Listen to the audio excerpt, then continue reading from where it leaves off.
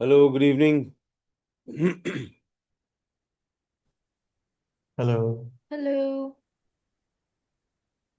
I'm just Okay. checking where everyone is. So I'm going to start off because it's already 5 minutes. Sure. Yeah. Okay. So yeah, let's begin with sharing. So Maddie, you were not there last time. Were you able to go through the video? Yeah, I was able to go through. Okay. Okay. Okay.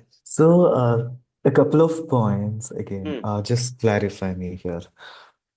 There is this moment where I feel nothing, and this nothingness, if I go into the creation zone, it's again putting me back somewhere. Like I feel I express myself, but it's sort of a something more on the shoulders, sort of a load again to start creating and doing the whole thing again. Yes, different dimensions and different perceptions. From the space of wholeness, I go, but I also feel heavy there. Not as resistance, but I do feel heavy like, why do I have to do it? Why can't I just relax and, just be spontaneous and relax and operate from that zone of nothingness? That was happening. So connected with that, the declarations when I was saying, "Oh my God," every time I look into, I saw your list of names. 25 words I got. Then my hypnotherapy is grouping. Like that, I filtered out, grouped all of them in one. Then from there, I picked up five. Then I did one three work. Somewhere I was able to bring it down to four. Okay. Later, after half an hour, I found that another set of words were coming. Today morning, another one was coming. And I troubled Sneha, I troubled Shona. I was saying, it's coming. After every moment, one thing or the other is coming up. So, is this actually a permanent phenomenon or a temporary phenomenon then? So, these two things were happening. But a serious point of question is I choose to operate from that voidity. And as I want to create, why not that be that from this nothingness is where I stand in my abode, and the rest of the things can just happen by itself? Why do Okay. I feel the urge to create, which I don't want to? Good. Good. Okay. So let's go right to the deepest. Okay. So at the level of who I am is nothingness. Exactly. Yeah. Now, this nothingness cannot act in the world because the world is in the zone of finite action. In order to act in the world, I have to take on a role, a mask, a persona. Yeah. Even the guy who's writing Shivoham, Shivoham is then going all around India setting up mutts. Hmm. Yes, Shivoham. But then what? Hmm. Okay. And what you're saying, the rest and relaxation and stillness, that's always there. That is unshakable. Even in the midst of chaos, this is still Exactly. unshakable, So, untouched. yeah, so that Chaos does not nothingness matter. is There is coming. no chaos. Where chaos? Okay, in my case, when I was reflecting, right? Yes, Uh, every 3 years, this nothingness slaps me on my face yes, and it puts me off as on rest.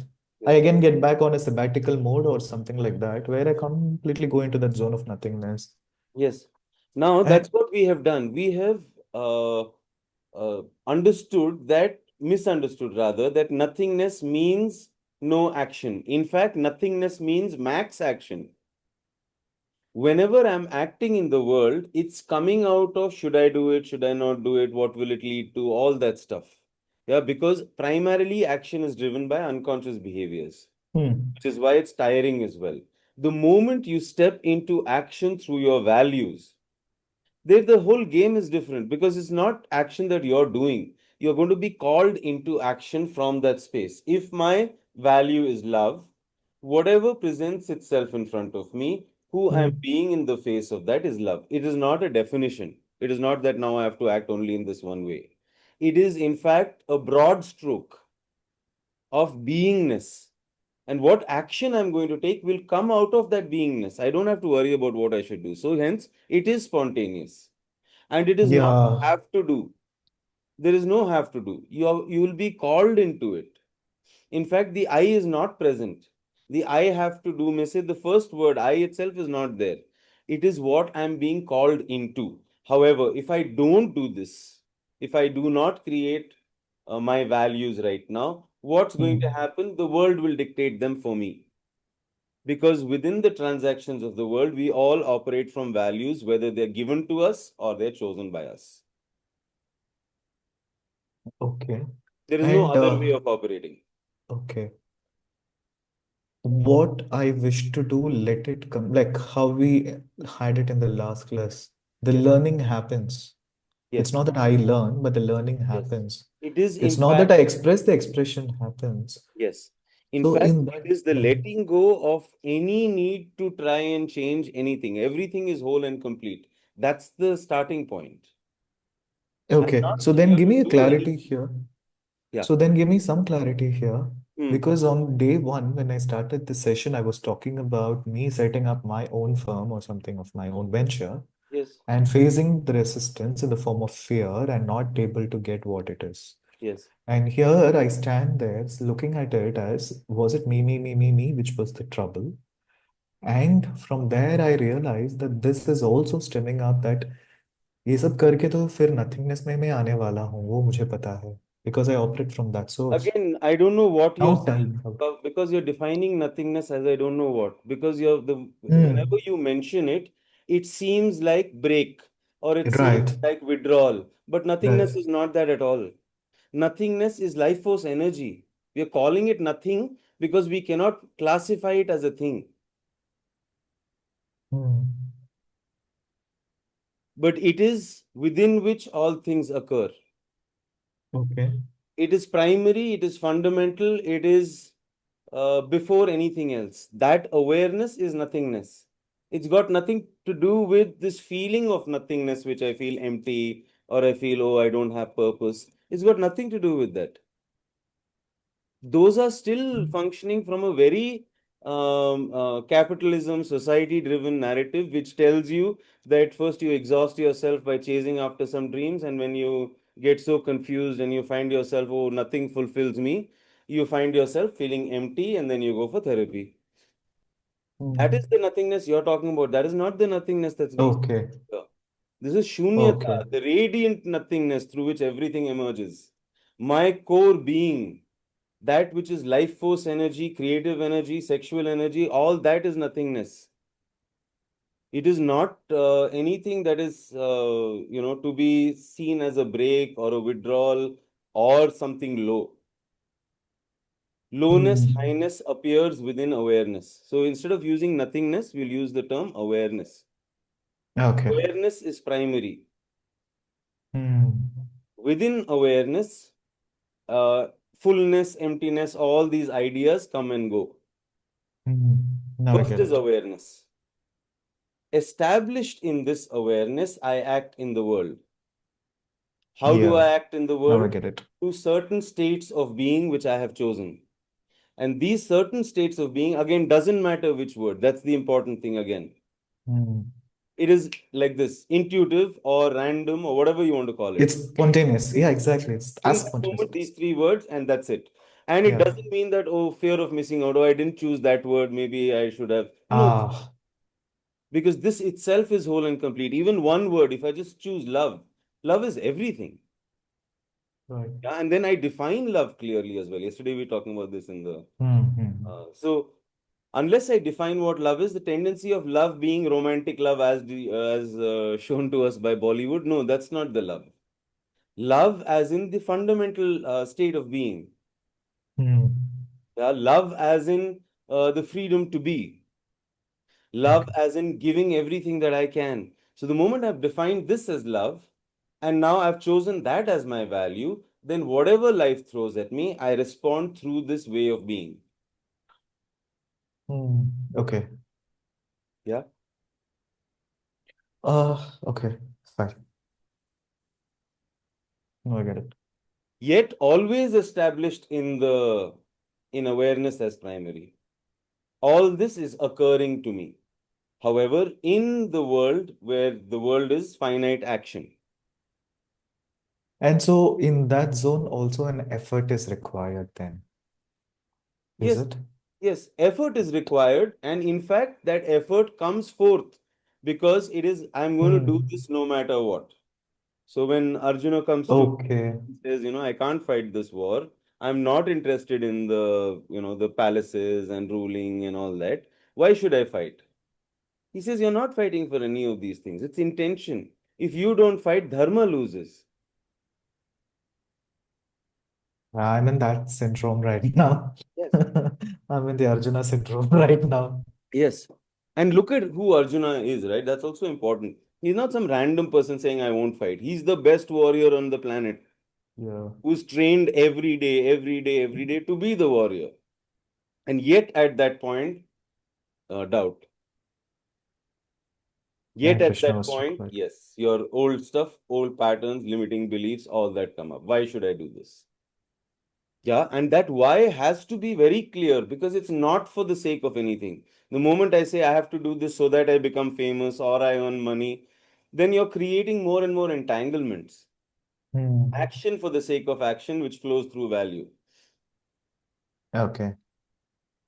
the values that you've chosen, not the ones which society dictates. And that's really the choice. You either choose your own values or you're going to function through the ones that have been thrown on you.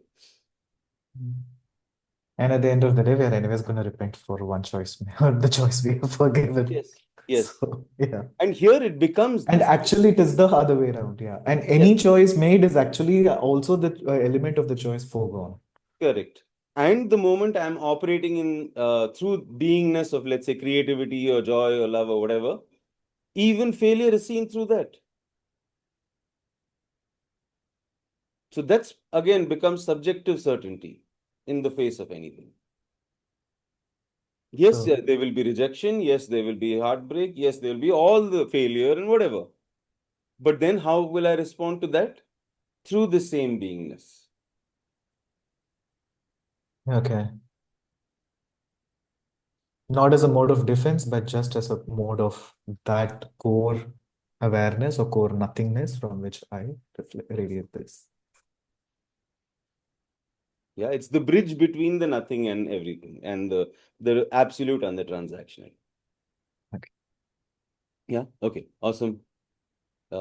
Anybody else? Anything you want to share before we start today's session?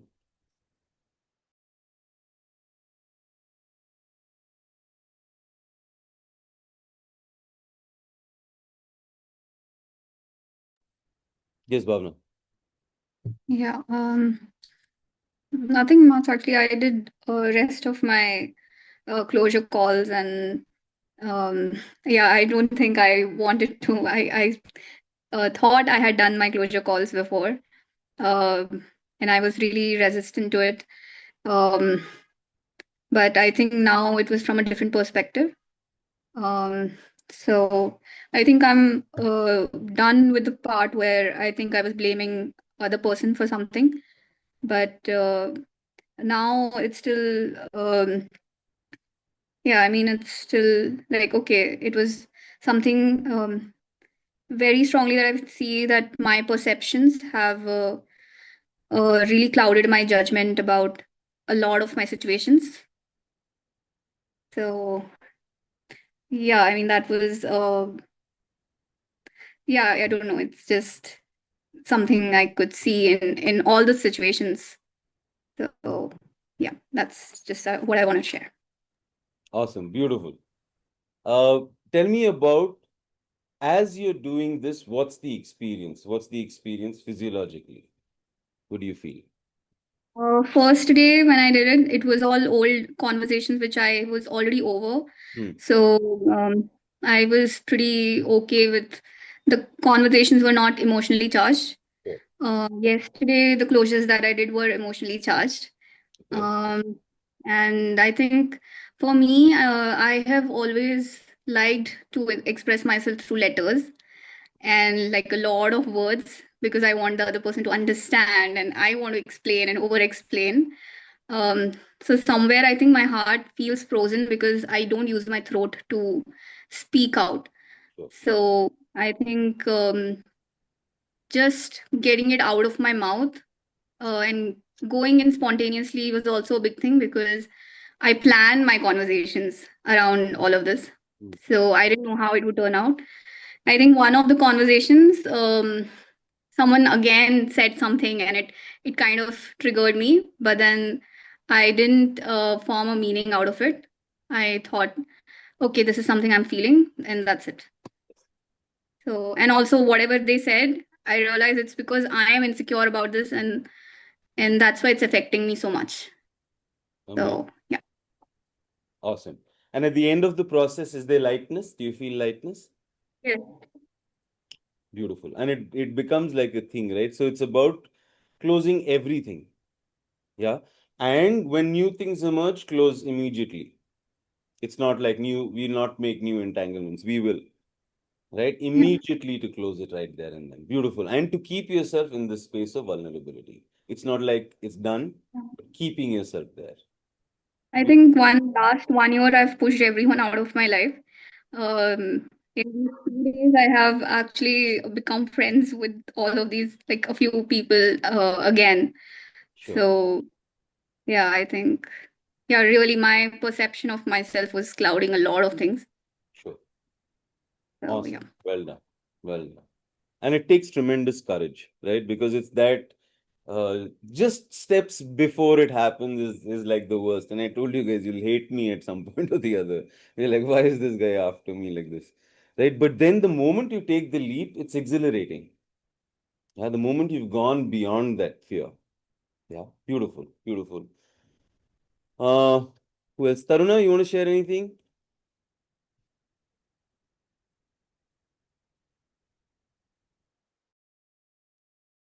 So I don't know how much, but I must say that this program has helped me.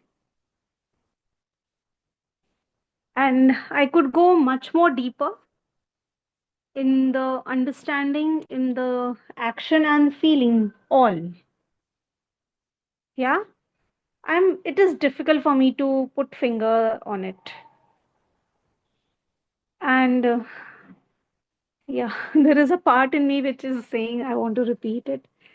I want to even do the residential one, but same time I'm afraid of your homeworks. Like it is too much for me to do homeworks.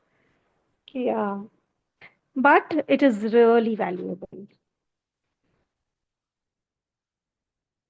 Yeah. Okay, Taruna.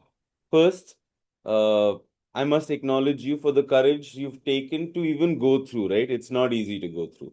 And it's designed to be overwhelming. So everybody has felt overwhelmed. It's not just you.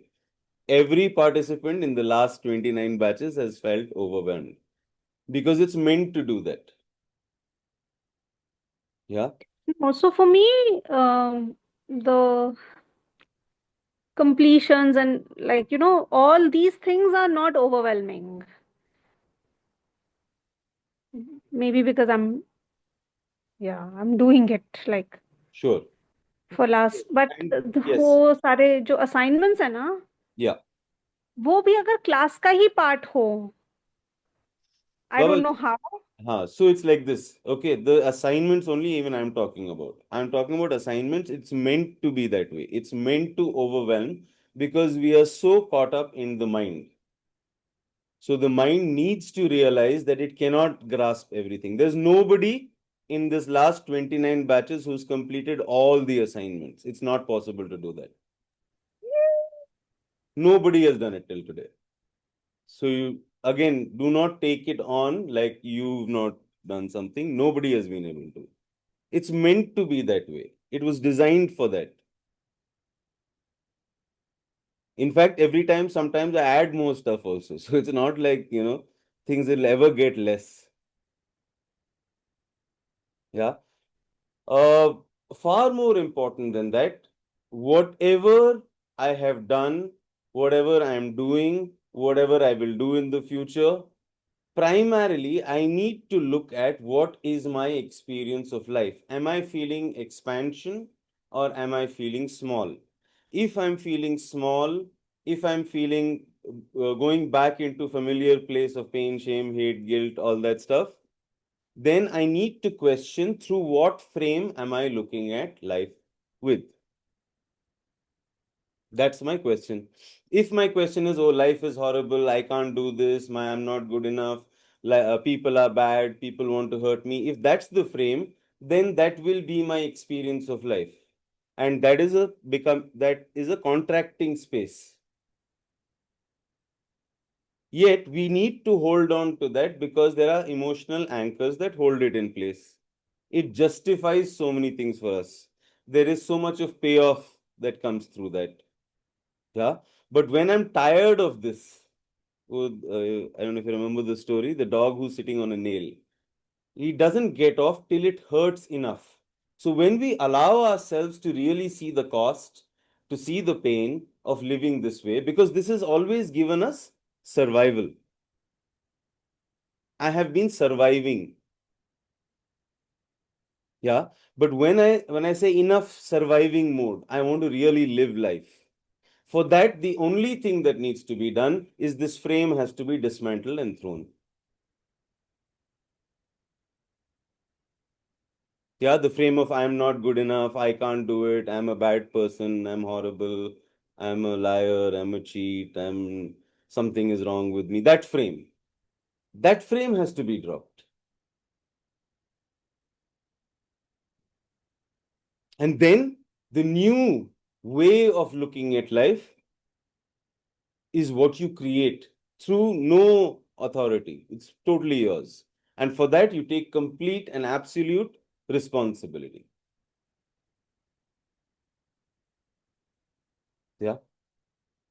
So again, whether I have done something or I have not done something is not the question. The question is, what is my experience of life? And that will give you the clarity of what needs to be done. Yeah. Okay. Anyone else needs to share anything, and then we can start today's session.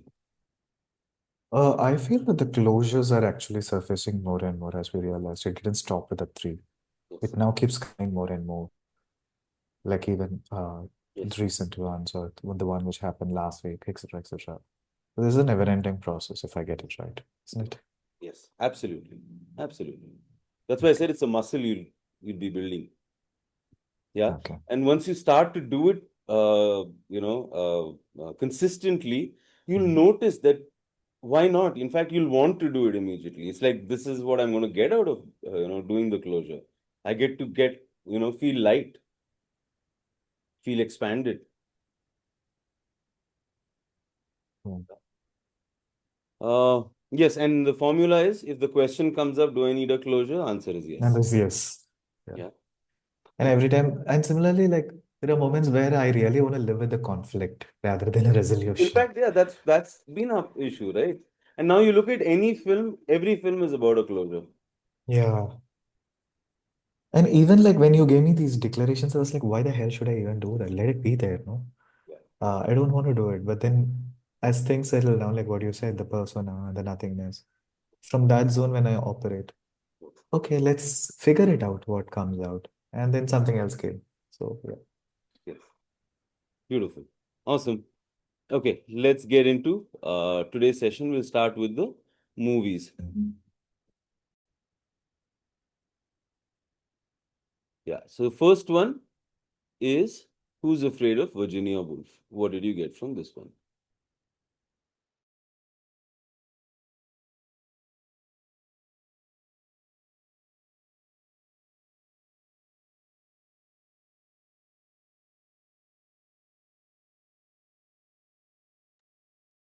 Okay. So for me, what unspoken truths do you shield behind verbal aggressions in your closest relationships? Uh, Basically, vulnerability and calling and the tenderness of craving for love So that's what I reflected and I got the answer. How have I weaponized anger or wit to deflect vulnerability? It's either through a verbal shouts or a silent or a non-talking terms for weeks to months.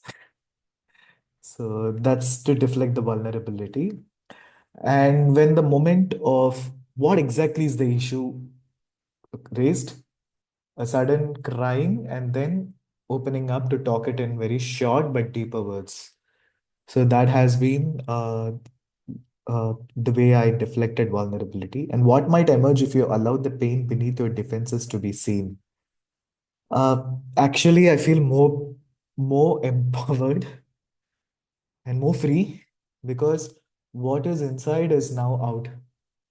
And the more vulnerable I am, I feel the more stronger and the more powerful I feel internally. The hurt of rejection does happen, but somewhere it also makes me feel that it's the part of the game.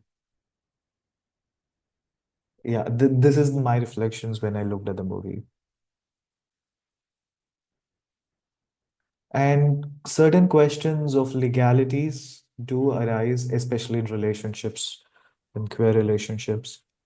So that's where, when I look at it, I just come across that zone of it is not wrong. And there I do a sort of an internal conversation within my own self through the regressive or hypnotic modalities which I have learned. Sure. Yeah. Good, Mary. Yes. Next. I think it was a very irritating movie. And the characters have built an entire mythology around themselves. And yeah, I think it's more about like how we are not afraid of suffering, but we are afraid of not being able to justify the suffering. And yeah, there were like three different acts, like they played three games, three different scenarios, and I think language was used differently in all three. um, like everyone is trying to prove their power in the game in the first one, like language as the battlefield. In second one, language was used for storytelling and like a spell casting device. And in third one, it was all exorcism, like it was just raw truth.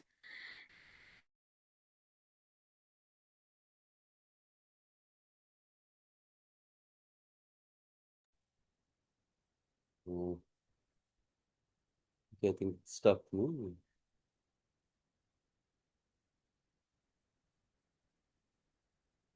Cool. Okay. Till Bhavna comes back, anyone else wants to share on this? Hello. Hmm. Am I You're audible? yeah. Now you're back. Yeah. Yeah. So Act 3 was about raw truth. And yeah, there was this dialogue where they say, problem with words is that they make us believe we own things we don't. We slap a label on something and suddenly we think we know it. Whatever we call it, noble, tragic, love, sin, but underneath it all, bone and marrow, the real thing we are terrified to taste. So I think this one dialogue really stood out for me. Yeah, that's it. Super. Anyone else wants to share?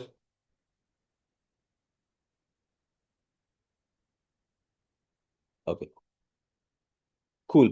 So, firstly, Edward Albee, who's written and directed this film, is also one of the authors of the Theatre of the Absurd category.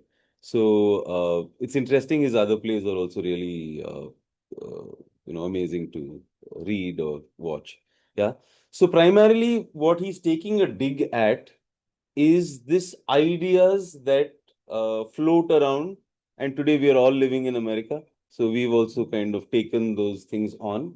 Is the idea of the family, the heterosexual monogamy, the way a family unit functions, etc., etc., which was pushed as propaganda, the American dream, right? The pursuit of happiness through the American dream.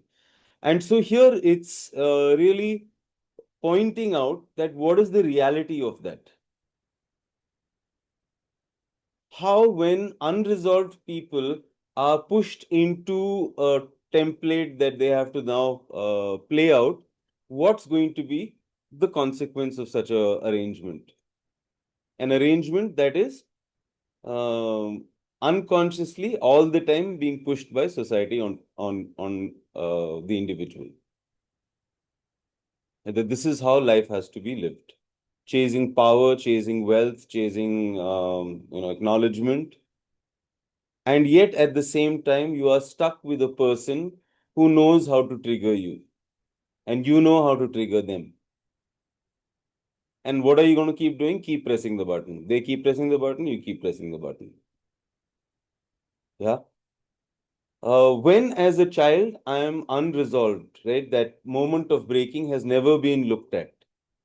That is going to be my declaration through which I'm going to live my life, and I develop my compensations around it.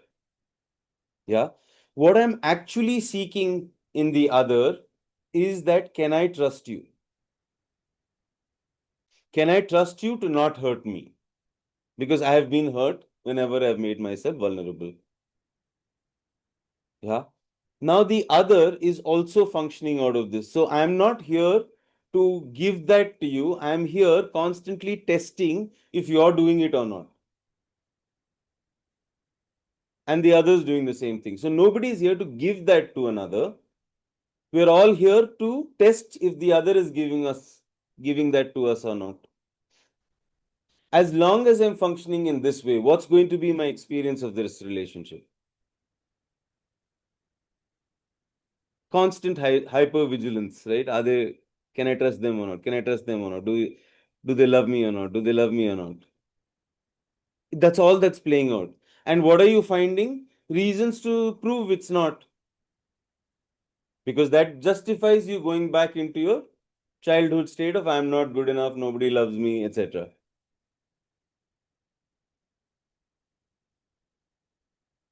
What if I enter the relationship with I'm here to give you that?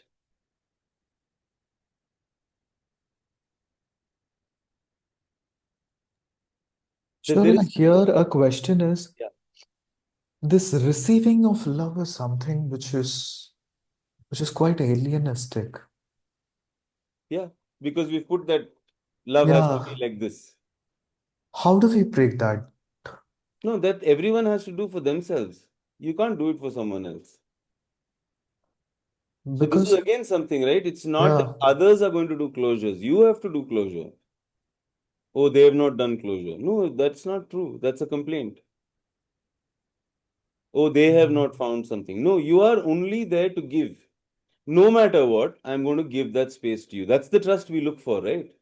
That's the love I want, unconditional. No matter what, the other is going to stand for me. Can I be that for someone? No matter what. Mhm.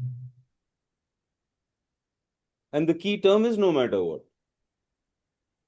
Then these questions don't arise after that.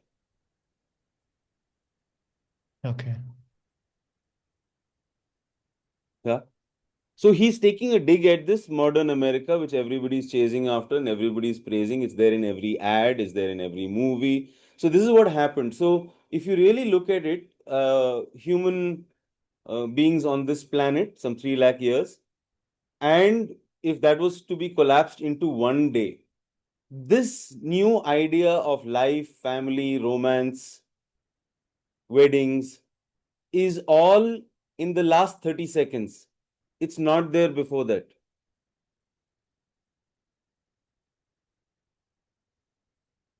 Yeah. This idea of a wedding itself, really examine what it is. I love you so much that let's get the government involved. That's what you're saying. Otherwise, maybe he'll run away. Right? So you To need which we someone. wrap up a bundle of rights legally. Yes. And what does it mean? That right now we get the government involved, we get a seal from them. Then if we have issues, then we have to bring the government back, pay the fees, get the lawyer, do all that full thing. So basically, let's get the government involved, is what we are saying. And that's a ridiculous idea. Because you think the government is interested in you? The government is only interested in keeping government going. That's all it's interested in. So more and more complications. Drag it as long as possible. That's all the government is interested in. To expect something else is silly. Yeah. So family, marriage, success, and all these warped relationships that are a byproduct of this way of thinking. Yeah, everywhere it's the same kind of thought process. Every parent feels that I sacrificed my whole life for you and you don't respect me. Everywhere there is this, I'm constantly testing the other. Do they love me or not? Do they acknowledge me or not? Do they care for me or not? And hence, my experience of life is only that. I will only find reasons to justify that same thing. Yeah, see, I told you they don't love me, they don't acknowledge me, they don't care for me. Because that's what I truly believe, that I'm not worthy of any of that. So it's a loop. I keep reinforcing the same loop. What if I enter relationships with I'm here to give? That which I'm seeking, let me be that. Can I be a stand for someone no matter what?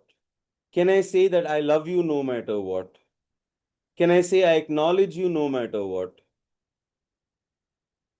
Can I do that before expecting it? And even then, never expecting it. Because the moment I expect, what do? I start testing. Is it there or not? Is it there or not? And what's going to be the answer? It's not there. Guaranteed. Because yes, they did something for me, but it was not in the way that I wanted. Finally, what do I want to justify? I want to justify I'm not worthy of love. So I'll find a reason. So every family, this is what's going on. This is not something that's unique to you. Every individual, every family, every neighborhood, every town, every city, every country. And yet nobody is questioning the fundamental. Like, isn't there something totally wrong with this narrative? Where is the wedding that's more important than the marriage?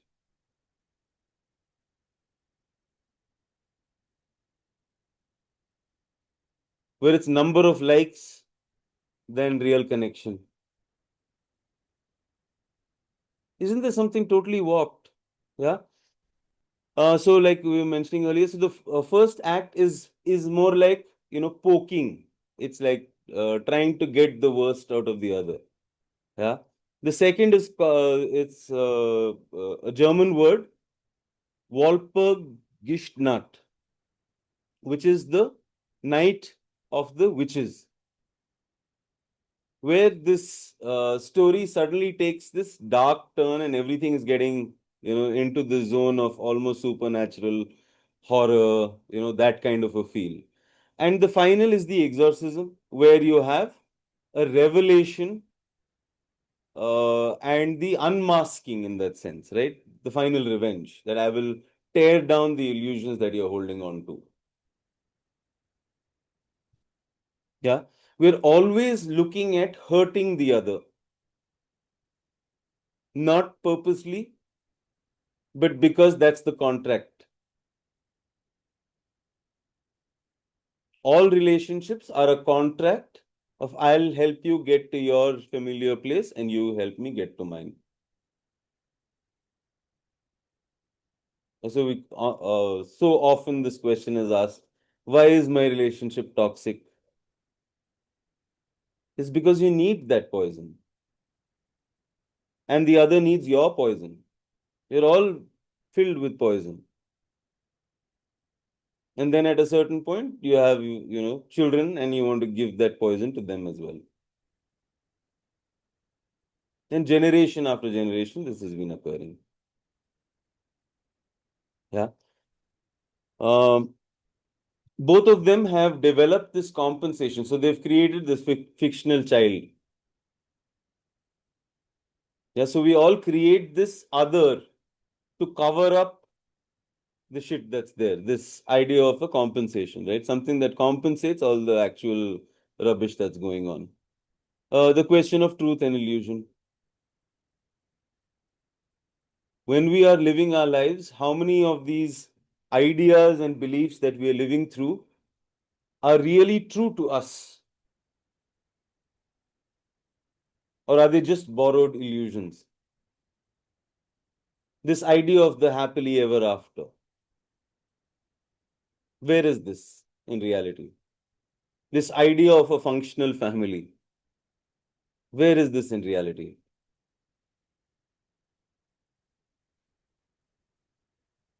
Yeah. So we're holding on to illusions, and those illusions are only giving us pain, and yet we continue to hold on to them. Yeah. So the movie takes a turn where it's about breaking all the illusions. It's about reaching that place where everything just is put into this light, brought out from the darkness and put into the light, and is really looked at like this is what's running my life. Yeah. Okay. With that, we'll go to the next one, which is Blade Runner. What did you get from this film?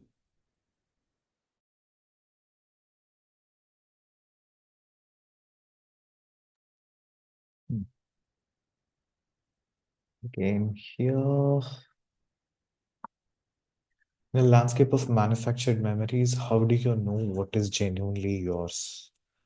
Something which is very effortless or very natural and spontaneous. That's how I looked at it. Like it just connects to me that I need this or I am here, something like that. So that's the point. Which parts of your identity field programmed? Social scripts you have inherited without question. Uh, Two things. On the professional side, acting like an auditor. That's a scripted work. The dressings and the things. These were. Second is in terms of acting straight for the society. A bit of an effeminations here and there, not agreed. A bit of a squeaky voice or voice modulations, not acceptable. Uh, so these kind of scripts we play through. And yes, I have inherited it in the name of gathering acceptance and to be one amongst the people. So that's there. What aspects of yourself would you reprogram for a more truthful existence? Spontaneity and authenticity in every aspect of it. I don't have to wear my sexuality on my sleeves, but at the same time, I shall walk not feeling anything indifferent about anything different about it. Yeah. Awesome, Ari. Yeah, and it's really that, right? The moment uh, the need for validation is dropped, then truly the actor can perform. Yeah. Yeah, because it's as long as I'm performing on stage so that I get the claps, that's never going to be the truest performance. The truest performance can only happen when I don't care. And for me, Shaurya, what I understood was also the actor to perform truly is also there was also an effort needed for the actor to come to the stage and know the acting. Sure. And after that, in the acting, he immerses himself and forgets himself and becomes one and Yes. then acts. And Yes. there is a moment where the actor, spectator, stage, and everything dissolves. And Yes. for me, it was like I need to take the effort at least to act. That's the starting point. Sure. I was resistant to take that effort. Yes. Even now, when I was talking to you like about the nothingness, the same thing came. Yes. Now I realize that point. Sure.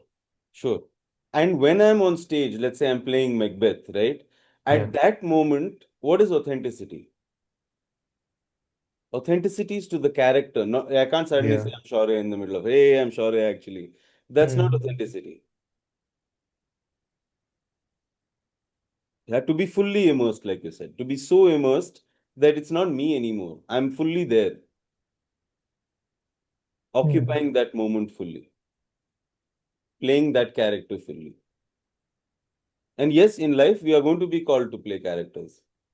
Hmm. There's nothing wrong with that. But some sort of stereotypes is something which I'm not okay with. For example, an auditor has to Create dress up your own. himself like That's what. this, go No, up like this, talk up like this. you are now the playwright of your own life. You are now the director of your own life. You are now the artist of Hmm. your own life. Create whatever you want. In fact, if you start to examine, a lot of famous people are all characters, right? They've created those characters that they play. And they play it 24/7, so they become that. Okay. But then later on backstage, they also come and cry. So, Sure, sure. Because it's not, again, from a space of pure creation. It's still out of this is what appeals to hmm. people, hence I will play it. Okay. So Devanand continues to play that. In his early movies, he's not like that. Suddenly he becomes this extra movements and extra, all that. Shakies, yes, yes. Yeah. But then he plays that till his dying day because that's what people like him for. Hmm. So it's still not coming out of an authentic space of playing the game. It's still coming off out of a need to perform, need Okay. to get the applause and validation. Okay. Yeah. Yeah. Okay, good. Blade Runner, Bhavna. Yeah. Uh, thank you for this movie suggestion because I was trying to watch it for a really long time. Um, so I think it was about how hunger to be real, and everyone wants to feel that their story matters, and everyone wants to feel special in their stories. And yeah, like this is something which I think, first we are taught that it's about destination, then we change to okay, it's about the journey and not the destination, but we still expect it to go to the destination. I think this was about it's all a journey without a reward. So I think the moment he realizes, he's told that you're not the chosen one, that becomes like, even then he treats it, he becomes more human after that. Um, like that was his liberation. So I think for us, it's not about becoming more real, but just like playing with illusions. And yeah, the other character, the blind god of synthetic souls, Jesus. Um, so I think he has the intellect, uh, the Vignyanmay Kosha, if we say, but he can create things from his mind, his intellect, but not from his heart.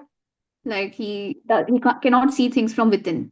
So I think that is what the difference is between like machines. Even if AI gets like to a different level, um, the heart is always what it will lack.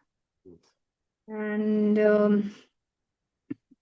yeah, even the Jesus character, he is in all of us, the false creator, which we must outgrow. Mhm. And one more thing I could sense was there was a lot of skin hunger and touch starvation. Like if we see babies or like flowers, if you keep it in isolation, it would just depress. Like so there was like he was in the void. I think the guy, like there was like just so much of loneliness. So if I can see what is the void and someone sitting with the void, this is a character I would imagine. Yeah. Awesome. Anybody else wants to add? Okay. So here we have, firstly, I wanted to just point out Roger Deacon and look up his work. Uh, Primarily because of the way he composes the shots, the way he uses light and color to convey emotion, to convey the feeling of. So whenever we watch cinema, cinema has a grammar in itself. right? When do you use a long shot? When do you use a medium shot? When do you use a close up, right? And through the kind of composition to convey the story even beyond the script and the words that are being used. Yeah. And Deacons is really good at this. Also, Blade Runner, this is the second part. I would recommend that you watch the older one as well. We use this one because there's the talking points that are relevant to our conversation. So, firstly, this idea of the replicant, which is basically a workforce that is replaceable. We are already that. We are that replaceable workforce. Yeah, playing out certain stories. So it's we believe that I am this, I'm someone with free thought, free will, free everything, and I'm making choices and living my life, but that's not true at all. Yeah, what you were just saying, that is this a unique story here? Yeah, but the moment you start to dissect, it's not a unique story. In fact, it's very clear that these are the compensations, these are the declarations, this is how I see the world. Yeah, and it's not very different. They're variations of the same thing. Yeah. Or when we live our life through these relationships, the parents and child template, we're all going through the same plot, the same plot points, the same reactions, the same kind of, yeah. The romance story there as well. Yeah, the same plot points, the same events, the same kind of situations. And for every situation, there's already a song. And so it's nothing very unique in your story.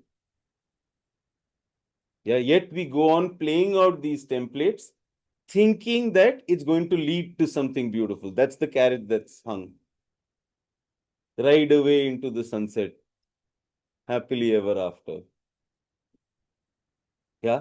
So this film, in that sense, is challenging this very idea of the protagonist as well, because we assume that the protagonist will be the one who's the chosen one and will find out the truth about themselves and will change the world.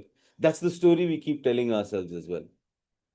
But it's only when we are free from that story of me, can we truly be human.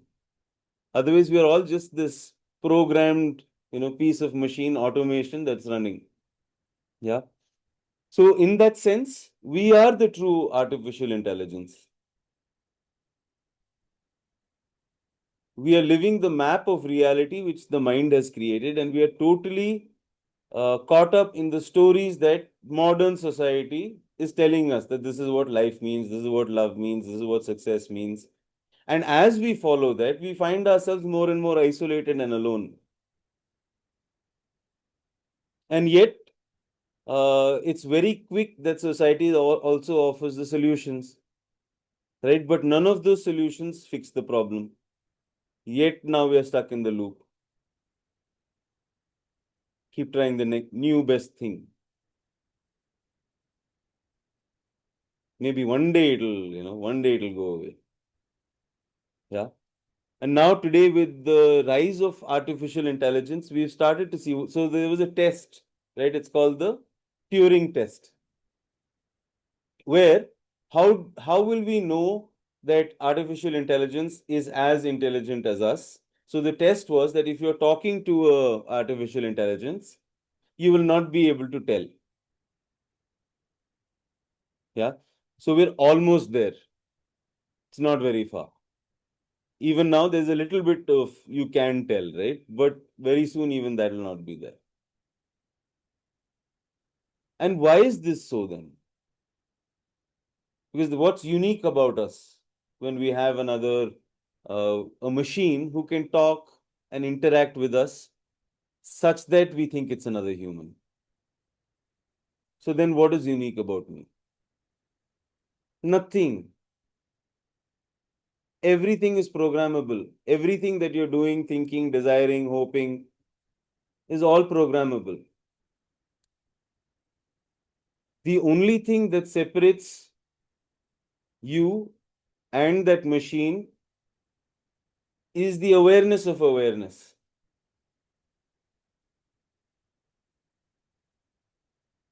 Yeah. Uh, in fact, this interaction with the girl, the what is it called? Hologram. Yeah. There you see romance playing out and you get invested. Yeah, they really love each other. Yeah. That's how the script is. That's how we have been programmed. Yes, you do feel hurt when you go through a breakup, but that's not real. Yes, you do get goosebumps when the national anthem plays, but that's not real. It's programmed. Otherwise, it would happen for every national anthem that you listen to, every nation's anthem, because they feel it for theirs. It's associations. Yeah. And scripts. So the script plays out in that way, and you feel, oh, so sad for her, so sad for him. Wish they could have been human and had a great relationship like I have. Yeah. Then the question of memory. So how memories are being implanted, right? That entire scene. Yeah. So what is real? What do we know about what happened? All there is the story of what happened that I keep telling myself over and over again. And it keeps changing form. Right? Earlier it was my friends who behaved a certain way. Now it's my colleagues who behave a certain way. Then it's my golf buddies who behave a certain way. But everybody is doing the same thing to me, making me recall my own lack, my own wound. And so then I find relationships where that's not going to happen. And where's that? With AI bots.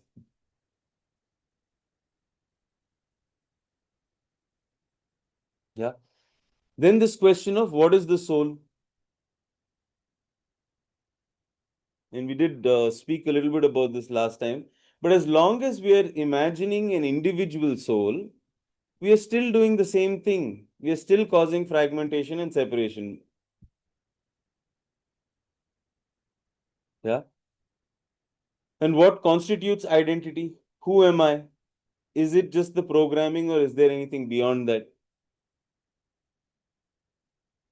Yeah, because if it's the programming, then it's bound to only experience life in one way.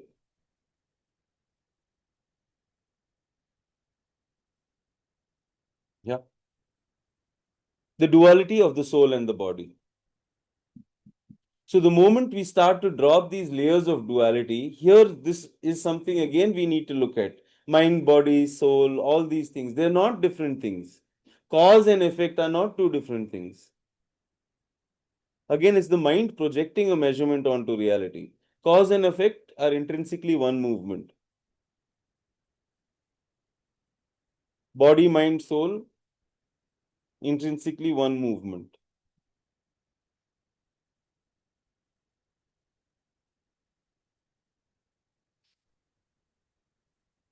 Mind, heart, all these, we keep making more and more divisions within ourselves, and then there's conflict, and we wonder why is there conflict. Oh, my mind is fighting with my heart. No, there aren't two different things. This is only one. This is everything. You can create as many fragments as you want. Yeah. And this idea of I am not special.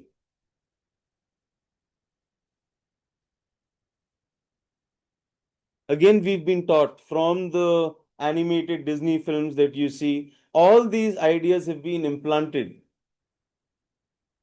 You have to be special. You have to find the one true love, my soulmate.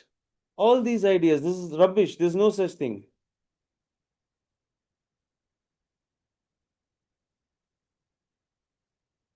In fact, it's only when we can drop these ideas can we see divinity in this moment. Can we see perfection in imperfection? Can we see the light and beauty in ugliness? Divinity in this moment, in the ordinary.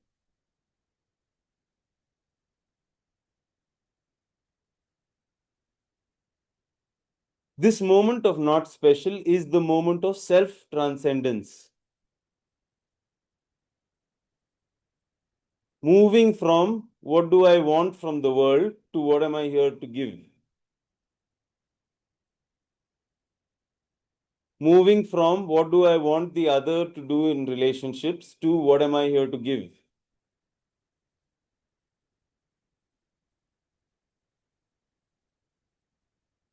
Can I be so full, so whole, that I overflow? So the moment he gives up this story that he is special and he is going to find out, he's going to come to know that he is the one who is the special baby, etc., etc. Then for the first time is he able to do something that's beyond himself. Otherwise, it's like you're constantly trying to find out. The entire life is like a detective film and you don't come to know anything. Keep finding one clue after the other, but nothing reveals itself. Yeah. Okay. In fact, with this point, I don't know, this movie was very professionally resonating with me. Sure. So I was like, if at all I do something, it's not going to be like how other auditors go with a begging bowl of clients. The clients should come attracted or seeking me rather than going behind begging bowls asking for like, koi hai to dena. So that's where it actually resonated. And now you're also saying the same thing. So Wonderful. Awesome. Next film, Persona. What did you get from this? movie of retreat. For me, it was all about retreat because this pattern of, going like how they went away on an island, away from people, not talking much. I do this. So every year, 1 week happens, and 3 months every 3 years. So that happens. This time it's happening very consciously, actually, in a much more conscious way compared to the last time of 3 years. What masks do I wear unconsciously to maintain coherence, and what emerges when they drop? The masks I wear is all about empowerment and a sort of so-called I know all mask, which was required only and only for survival and safety, nothing else. Uh, and consciously to maintain coherence. And what emerges when they drop? My true self, where I feel very free, very spontaneous, and also my forgetfulness actually drops. I become more remembrant of things. It just comes. I don't have to make any effort to recalling the memory. How does enforced silence illuminate the unspoken narratives running beneath your actions? Uh, Enforced silence, it's just like a sort of a child which is always making some noise, and the father just comes in, gives one thwarted sound. Hey, and the child becomes silent, right? It's something like that. Off late with the age, I think the same experience I also feel like the moment in a very intimate moment when you climax, there is that moment of nothingness in between. So either it is too much of pleasure intoxications or a utter force within where I use another higher voice inside me to silence it out, or leave both of them and just observe a sort of a breath where it silences by itself. And in which moments do you project it and my authentic selves blur? And what does that reveal? The moment of crisis, true crisis, where all this wound moments, uh, cut them off, and all the dreams which I have been fantasizing prove futile. And what reveals to me is these are all not the truth, or these are all uh, not the one which is natural.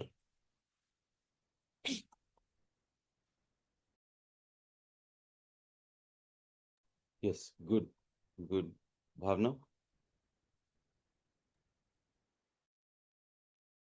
Yeah, I deeply resonated with the movie. Um, I think it was So yeah, there were like two characters, and both have like very different approach to like the roles they are playing. Elizabeth stops talking because everything she says is false. So she doesn't want to perform, and in that pursuit, she just stops talking. And Alma takes up the other side um, of like overflowing words. And I think uh, the image of both of their faces merging, like the mask between both of them dissolves, like who is who, and they don't like in just influencing. They're not influencing each other anymore, and they're like becoming each other, absorbing each other's personality traits. It's also like we also absorb a lot of things from people that we choose to communicate with or stay with. So, and it also shows the horror of being truly seen. Um, like even when she was sharing it with a stranger, like she doesn't need to really think, okay, she's not going to meet her again once the case is done. But even that silence, that even being witnessed, um, is like more terrifying than being rejected. So, and there were like a lot of psychological layers, like um, yeah, um, the prologue itself. Um, it reminded me of Francis Bacon paintings. The passing of it, and I think I used to watch like a lot of horror movies and thrillers and um, yeah, all the yeah psychopaths. So yeah, that I think it represented again the raw violence and surrealism and morality and everything tangled together. Um, and yeah, their whole personality is basically one empties out and the other spills over. Um, the fight which they have after the beach house thing, like the seaside house is the isolation point, and the fight is the ego death because she feels rejected and betrayed. Um, so yeah, so it's basically it's the movie. Both of them are just saying it that I want to be seen so badly that I will disappear into you, and I will resent you for holding the mirror. Oh, yeah. Yes, super. Anyone else wants to share anything? Okay. But Shaurya, again, the loop and loop and loop. This is what is not clear to me. Because the true self is completely a clean slate. Mhm. And the personas are taken from the external surrounding. Now, where did all these personas come in that external surrounding if there was only voidity at the core? Because that's How did required this for come in? survival. So that the moment the child breaks from oneness, the need for survival arrives. And that need for survival then dictates that I need to behave in this way. And those Okay. behaviors then become the personality, the persona. This is how I see myself. I'm an introvert, I'm a friendly person, I'm a this, I'm a that. But that labels of introvert, friendly, etc., is what it observed in the external No, world, it's been isn't it? given to us by language. Through language, that's how we've been Okay. conditioned. That was the installing of the software. All these are already installed, pre-installed templates. And the moment it realizes, and where did the concept of those pre-installed templates come? It came from someone who lived before. Because we want to reflect on our actions. We want to figure out why did I do this? So I'll create 5 personality types. One personality type does this. And then the moment you read that, you look at yourself from that frame. And you say, oh, Hmm. I'm this one. And the 5 became 16 And then now. that Yeah. becomes more and more pakka. Yeah. Here, it's important to know that the silence is always there. Yeah. Stillness is always there. The sky is always there. The screen is always there. Awareness is ever present. Even when I'm not aware of awareness, awareness is there. Even if I've never heard of awareness, awareness is there. Even if I've never studied philosophy, never, had concepts about this entire thing, awareness is there. Yeah. And it's not that, okay, then maybe this breaking should not happen, which we should remain throughout our lives like that. Again, that cannot happen. So that's like, those children who are brought up with the wolves, right? You'll be that. You'll be like an animal. So then again, there's no point to it. The process is to be lost and to be found. In So the concept of Prakriti and Purusha. So Purusha is absolute truth, but Mhm. loses himself in the dance of Prakriti, forgets who he is, and then in a moment recalls, oh, I am absolute truth. So that's the journey. And here it ends. Yeah. But it was never that he was not that. So even when there is noise, silence is at the fundamental level is always silence. Whatever is happening on the screen is ever present. Nothing changes off the screen. Doesn't the screen get burnt Through at the any images point that of are time? happening on the screen, no. No, not about the images, but the screen itself, doesn't it get burnt anytime? No, Even on the concept of the time? no. Concept of time also is occurring on top of the screen. Okay. Within the screen, there is no concept of time. Concept of time is a mental construct. You are saying Mhm. it's 6 o'clock right now. That's a Right. mental construct. There's no such thing as 6 o'clock. Time, space, location, all these are mental constructs appearing within awareness. This person, is appearing within awareness. Separation Mhm. is occurring within awareness. Fear, loathing is occurring within awareness. Awareness is primary. Being lost, being unenlightened is appearing within awareness.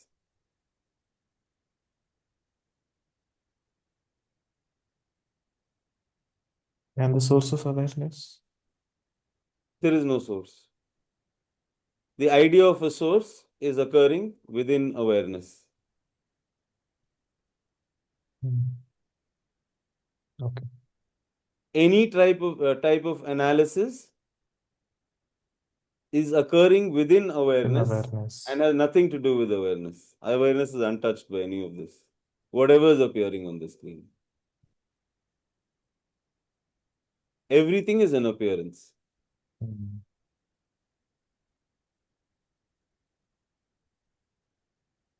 Right. And even that appearance is also awareness. Because there's nothing other than awareness.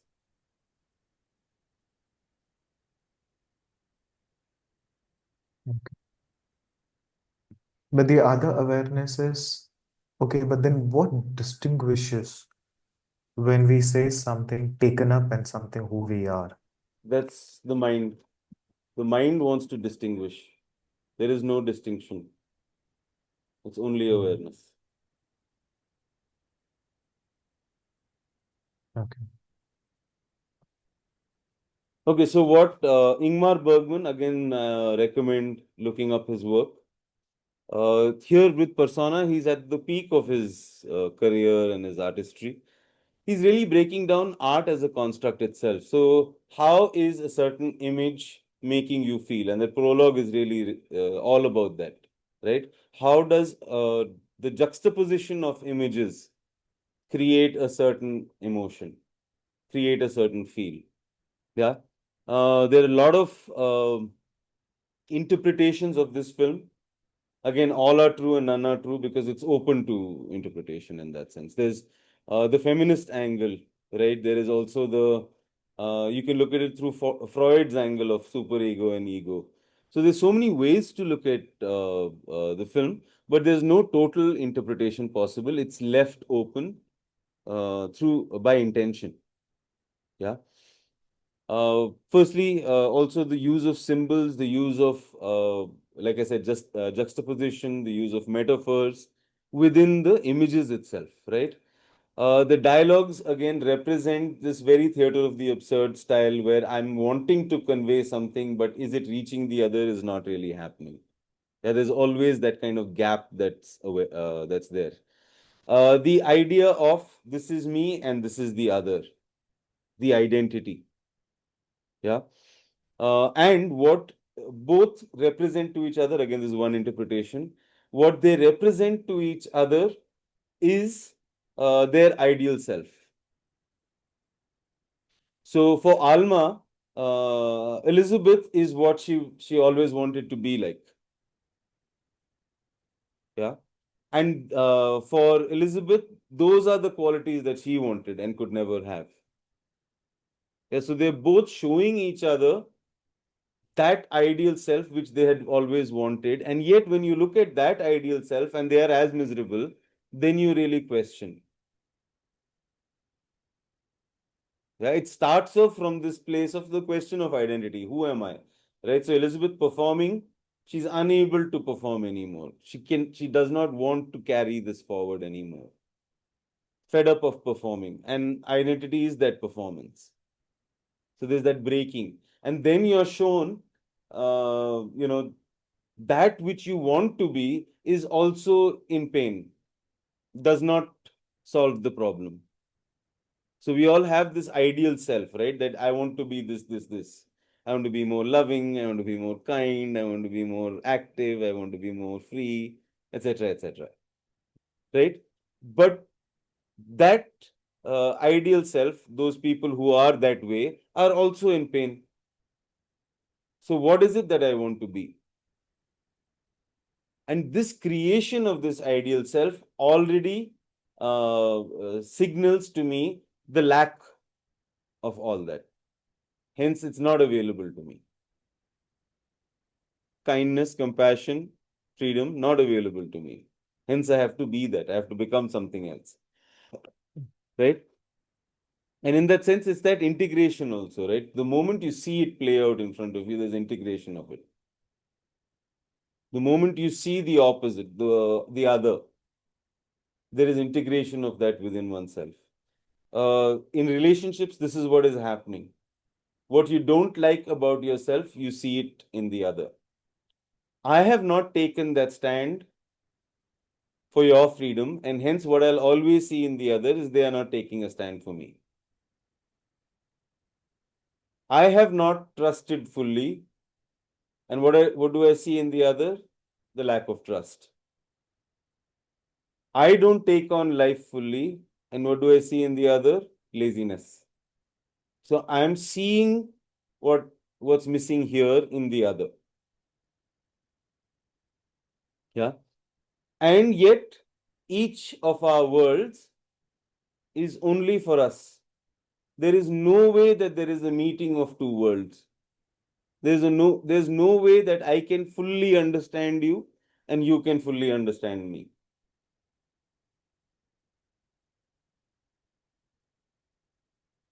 My story is mine alone. Yeah. The radical acceptance of this is when one can return. It's not that something new is going to happen. You return, but now with a whole new perspective. Yeah, cool. This is what Carl Jung says about the persona. The persona is a kind of mask designed on one hand to make a definite impression upon others, and on the other hand to conceal the true nature of the individual. What is the true nature of the individual? Fear, fright. Yeah, that little child who's still looking for safety in the world, looking for love in the world. from someone from outside is going to come and give me that which my parents didn't. Unconditional love. But I'm not willing to give that to anybody else. Yeah. So that's Kali. Okay. Next film, Arrival. So what we'll do is we'll finish the movies, then take a break. Okay. There's Arrival and one more. Arrival was really nice beyond the time and space. I just loved it. Uh, it also resonates with the way, we in our culture interact, right? One eyesight or one hand gesture is enough to convey things. Uh, the most common examples it always resonates in my family is like, this high five which we do. So when they also did that, then it was almost like a family. So how might your relationship to time shift if past, present, and future were not linear? Uh, I wouldn't even relate that. In fact, I would feel much more free than this, or perhaps also feel a more of a bigger perspective or a bigger dimension of existence rather than looking at myself as me, me, me, me, me all the time. In what ways does language constrain or liberate my experience of reality? Uh, when I'm trying to experience something internally, I feel that the language is a sort of constraint because it doesn't prove the depth of the experience. For example, I'm sad, that's it, or I'm happy, that's it. But beyond that, it's just that sound there. And beyond that, the depth at which I'm experiencing, I feel that the language is a constraint in that zone. Does it liberate? Well, if I am seeking for something which I do not know, and there is something which is conveyed to me, there it is a source of a liberation because it is coming out of a seeking, and in that seeking, it is liberating me. But what about the experience of reality? In both the cases, the language is only like a finger which is pointing at something, but where the finger is pointing at actually is a much more intangible component than this tangible expression of words. And what would you say to yourself? What would I say to myself if I could speak across all moments at once? I think silence is better. That's something which is all conveyed because each one follows their own meaning. Like what you said, everybody gets their meaning of it. So I think I just talk in silence, as Rumi says. You speak in silence, but you still dance in dance in the stillness. Yeah. Awesome. Awesome. Good stuff. Bhavna?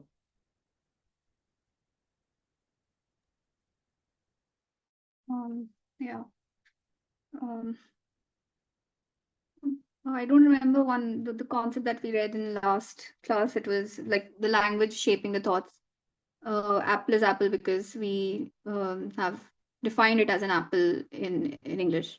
So I think that was one of the things. And uh, like communication and connection, like understanding anyone else needs empathy, patience, and openness. So yeah, this is something I recently realized that I go with a lot of opinions even when I meet a new person. I see them and I make like specific opinion about them. Um, so even before getting to know the person. Um, and radical acceptance of life's dualities. Like there's joy and heartbreak simultaneously in everything. So yeah, and how our perception changes our experience is my something I started my session with today. So in fact, the awareness of it can help us get more clarity. And yeah, that's it. Super. Super. Anyone else wants to share? I felt the language again falling short in terms of expressing the gender Sure. diversities. A non-binary Now, how do I explain this? A language is falling really short to even elaborate such a feeling of an intergender neutral concepts. Sure. So again, there I look at language as being a constraint. I mean, any sort of experiences, it is very difficult, sure, yeah. Yes. And again, it's not restricted to one. All subjective Yeah, experience is realities are impossible to communicate. inexpressible, What is the yes. taste of salt? Right? It's not possible to tell. Correct. There's no way language can communicate a subjective experience. The mistake is we are trying to do this when it's not possible. We are still trying to explain what salt tastes like. And you can Mm. carry on, you can write books about it, but it's not the same as the taste of salt. Yeah. And also keep stating in all the records of your existence that how many ever I write, I still cannot express the taste of my salt. Yes. Even go like that also as a repertoire. Yeah. Yes. Yes, Bhavna. Yeah, I was just saying, I think everyone should just say the pronoun it and just like remove this whole confusion. Sure. And it's just no offense to anyone. I just feel like sometimes it's also confusing, like you don't know the other person, and then you have to also remember their pronouns. Sure. Sure. I resonate with you, sure. This Bhavna. And then they get offended that you Yeah, called the it happens. pronoun. Yes, yes. It happens in a queer communities equally, don't worry. You're not the only one who's suffering it. Ultimately, even when we are saying, the greeting of Namaste, what we're actually saying is acknowledging that it's the same thing there as what is here. What is And if that's the inside is case, what is outside. everything else is a mental construct. All divisions are mental construct. Me and the other. And me and the other only leads to fear, conflict, paranoia, which then is manipulated again. So you're opening yourself up to manipulation. It's through this kind of paranoia you kill a million Jews, right? That the other is to be hated, that the other is to be judged, that the other is to be afraid of, or the oppressor, or whatever. All these ideas do not lead to anything. Even if there's a revolution, it finally goes back to the same shit. Yeah, But no Surya, has ever worked. again a reflective work, connecting these dots with challenging of authority. I mean, First, how do here, I first take here, care of that? challenge all the authority here first. Okay. Even the authority of your own knowledge and your own past. Hmm. And then live that life. And yes, if it calls for you to do that, if that's your calling, go ahead. But we are not doing it out of that. Hmm. Yeah, we're trying to fix the world. And that's not going to happen. It's the people who have tried to fix the world that brought us here. Hmm. Hmm. No, for me, it is always because of the fact that these fundamental items are even missed from the insight of the systems with which we deal with. Yes, The government, like what do you say, the correct. government runs But the government, not the exactly. people. Now know that one part of this machine cannot be fixed. Right. It is the entire thing. Hmm. Yeah. What are we doing? We're all taking our little this thing and trying to fight it. It's not going to work. This entire way of thinking, because all those things are symptoms of the problem. They are not the problem. Correct. And you can fight the symptoms all you want. Try and create a utopian society. The same shit will happen. What do you think happens in these spiritual communities and all? The same shit. Yeah, I know. Same politics, There. the same me and you. Same stuff. Yep, yep. Spiritual community will live in the forest. Nothing is the same thing. Agree. Wherever you go, you're going to carry the same crap. Right? So there is no utopian society without fixing the entire thing, without bringing it, demolishing it altogether. Yeah, I can try and fix gender roles and gender equality and all that, but I have not addressed what does love mean. Because even if I'm seeing myself as something Hmm. else, I'm chasing that same idea of love. Where's that idea of love come from? It's a Hmm. capitalistic agenda which keeps you in a Right. loop. Fall in love, fall out of love. Fall in love, fall out of love. And what's happening at every stage? You have to spend money. You have to buy Hmm. something.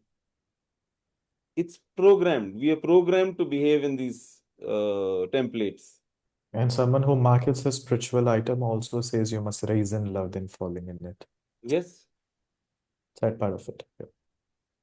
In fact, notice how it's got nothing to do with spirituality when somebody says, "Now Exactly. chant this mantra and you'll get a better job." That's business and transaction. Right? How is that anything? Yeah.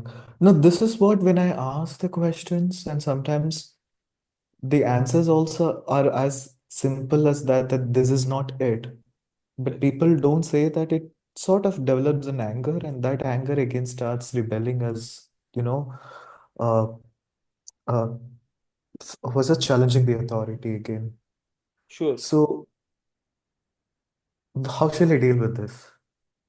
It's firstly the entire system, right? Okay. And then, if whatever your calling is, create that in the world through your values. Create Hmm. what you are called to create in the world. Not out of trying to fix anything, not out of Okay. changing anything, but this is the game I choose to play. Okay. And again, to create that, an effort is needed. So again, I operate from that awareness and nothingness. Yes, Okay. and it's not going to be termed as effort. It is no matter what, I'm going to make it happen. Ah, Yeah. got it. Taking something on with the addition, no matter what. If it's raining, if I don't feel like it, if I'm not well, no matter what. Nobody likes me, everybody is against me, no matter what. Everybody's laughing at me, no matter what. Okay. Yeah. Okay. Okay. Now the points about the film. Yeah. So, firstly, instead of looking at it as a science fiction film where they're aliens, the aliens represent existence itself. And it is this individual who's facing that void, that the entire existing, the overwhelming nature of existence itself. Yeah. Um, Language as a metaphor. So when we say a word, it's not just a word. Yeah. It is an entire zone that gets activated through that. Physiological, emotional, psychological. We get into a particular zone with a particular word. Yeah. And now this needs to be analyzed, that can this word, which means something right now, can it mean something else? Because now it's not about creating new words and we'll call this something. Although in our language, it is badly required because we do not have words which are empowering. Most of the words that we have are restricted to this one way of living life. Yeah. Like we've been doing through our journey, the word responsibility, instead of making it as if, oh, such a heavy thing that I have to carry around, reframe the meaning of responsibility to the ability to respond. Yeah. How can I be completely present in this moment so I respond fully no matter what life throws in at me? That is being truly responsible. Yeah, being alive, alert, fully here, so that no matter what is occurring, I have the ability to respond. Yeah. Um, Language determines the experience of life. In fact, if you notice, in order to make yourself feel sad right now, you have to tell yourself a story. There is no way you can feel sad right now without that story running. Same way, if you have to feel happy right now, you have to run a story. If you have to feel grateful right now, you'll have to run a story.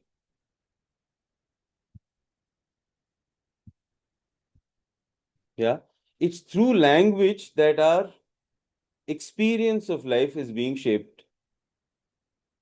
And yet, look at the constant phrases, scenes, stories, narratives that we play out over and over again.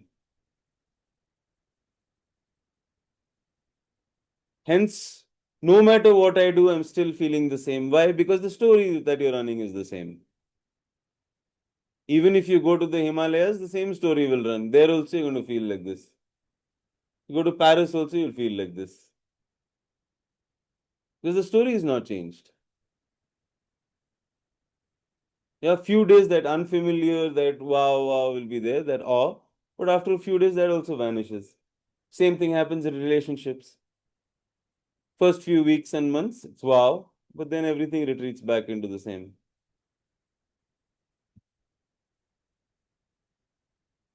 Because the scripts that are running have not changed. Yeah.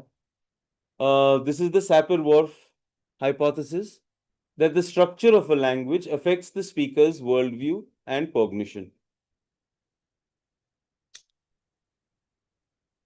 So here what's happening in the film is she's meeting these alien life forms or existence itself and how we're discussing it, where the language is not the one which we know. Our language is deeply bound in the concepts of space and time. I'm here, you're there. This was yesterday, this is today, this is tomorrow. In fact, sentence have what do you say? Past tense, present tense, right? Its language is deeply imbibed in this way of thinking. And hence, what is our experience of life? Like that. There are tribes in the Amazon rainforests where they don't have concept of time in the language. Yeah. Um, the moment I'm seeing life in this particular way, my experience of life is also exactly that.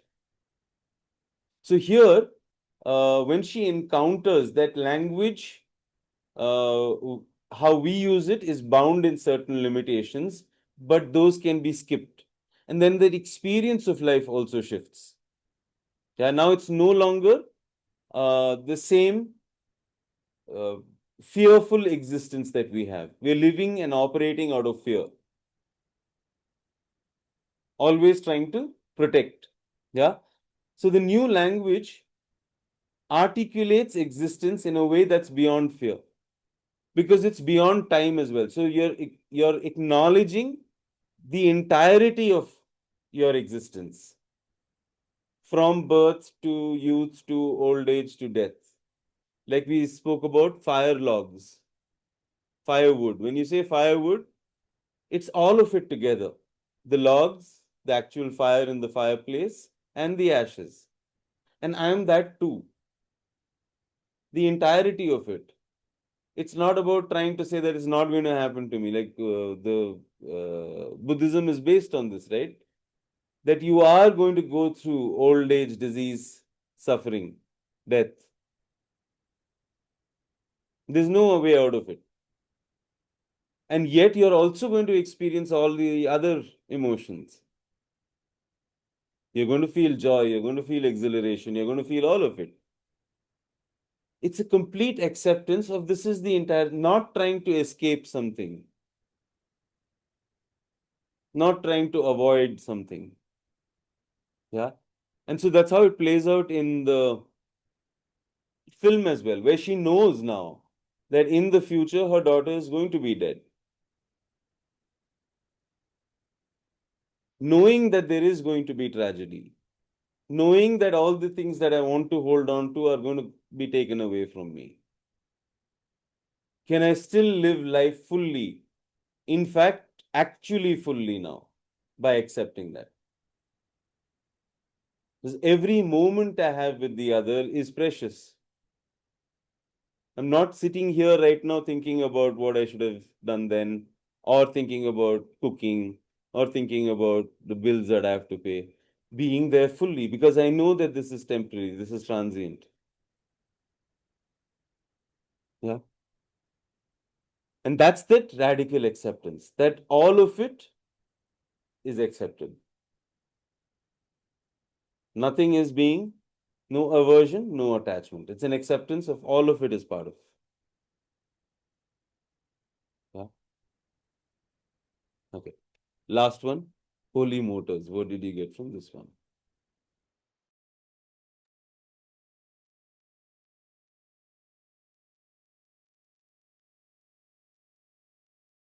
What roles do I perform daily at work, at home, in my mind, and which feels most authentic? Uh, the one which I perform, which feels more authentic, is in my home where I sleep. Very authentic. Uh, how does my life blur the line between performance and reality? Uh, blur the line between performance and reality. Crisis, or sometimes the moments of uh,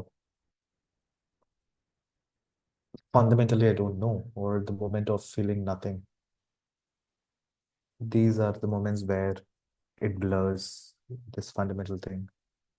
And even many a times, even rejections, or sort of uh, not being promoted, something like that. So these kind of crisis moments or hurtful moments actually are.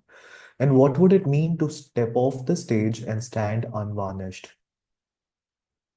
That's exactly sometimes I keep thinking on one level, like upasana, which we call it, upa-asana. You basically mean to have another seat. Just go out and sit. You become I become too engrossed that somewhere I just feel that the mask in me is so real. And so this thing, a sort of a killing is what happens to me. But then later, again, there is another flash moment of awareness. And this awareness again blurs that line and revives me back. But yes, what would it mean to step off the stage and stand unvarnished? Actually, there is nothing called as standing unvarnished. It's more about like now we are in the true self, in as natural state of a bit loosened up, much free, and in fact more spontaneous than we were on the stage, because there at least we have a script, but here we don't have one. Awesome. Awesome. Bhavna, what did you get? I didn't really get to watch the movie, but yeah, I read a few things. And I think it also related to the movie Persona. Like uh, both the characters either perform by stopping to talk and either just spilling out. So I think there's no escape to the performance, um, but you can just become conscious of it and to choose which performance creates communication, creates connection, and which one kills it. That is the choice we need to make. And the question I think I was asking from all this time was, are these roles real? But I think it's about what's in between the roles. So yeah.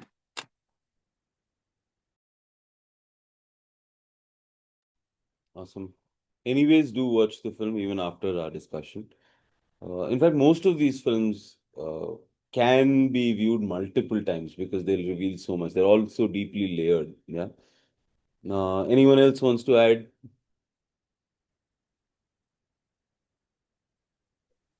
Yes, go ahead. Yeah. The movie, like just one specifically, because the movie has a lot of emotions, and it really not, as humans, we don't want to look at that emotion. So being resist like this movie, even now when I give a thought I want to watch, it gives a lot of resistance because it has a lot of raw emotions. You gotta look at it because most of the time we just want to look at the part which is the performance, what we show to the world. But when we go and sit by ourselves, then these emotions come. And it's very important to see these raw emotions, to channelize and use them in a proper way.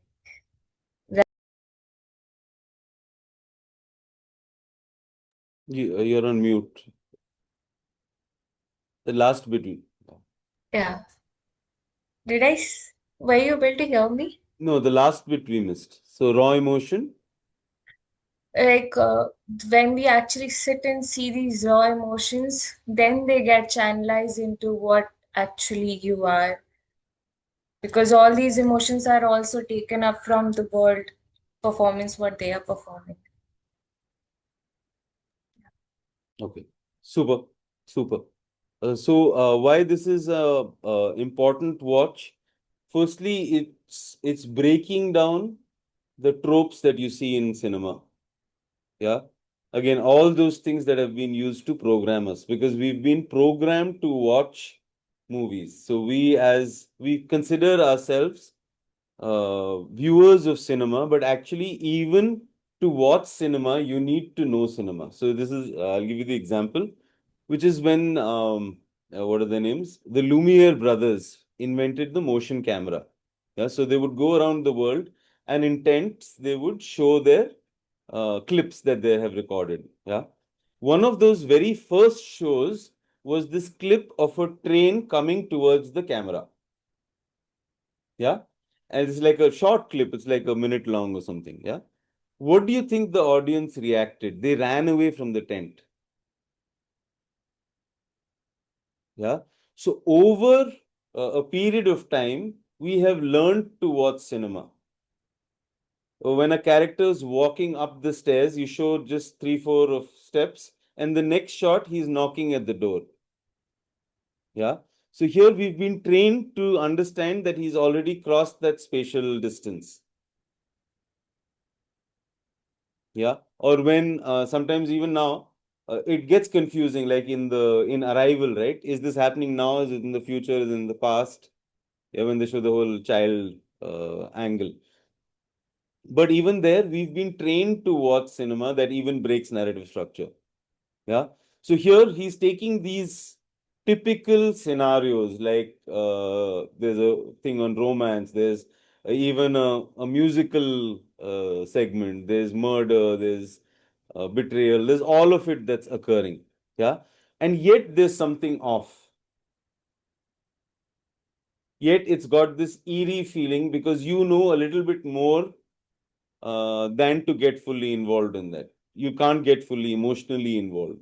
So just because that's got broken, now the whole thing looks, you can see the facade of it. Yeah, so I'd really highly recommend, if you've not seen it, please do watch this. Yeah. Um, it causes, and that's the intention, distortion and alienation. So as the person who's watching, it's the same things that you've seen in other movies, but suddenly there's a sense of disorientation. Yeah. Um, Here, instead of there being one story that ties everything together, although that's there and not there at the same time, but the focus is far more on the idea that's being presented rather than a narrative that we need to draw from the entire thing. Yeah. Deconstruction of art and life, like I mentioned, cinema itself, the way that cinema is being shown to us, that itself is being deconstructed right in front of. Yeah. Then this idea of being watched. So we're always putting up a performance. Yeah, not just in the sense of now, yes, in today's world, there's always cameras everywhere. Yeah. Even right now, you're on camera. Yeah. So that's always being watched. But there's also this internal sense that I'm being watched, the other, right? And hence I need to behave in a certain way. I need to put up an act. Yeah. And then this question of what is that act for? Yeah. Is it in order to please, or is it for the sake of itself? Am I performing for the other, or am I performing because performance is what I do? Art for art's sake, right? and the absence of a stable self. There is no one self that has to escape or that is trying to be free or I need to be more myself. No, they're only personas, they're only masks. One of those characters you have rehearsed a lot and you got a big backstory to, back it up. But that is also just a character. Yes, Bhavna?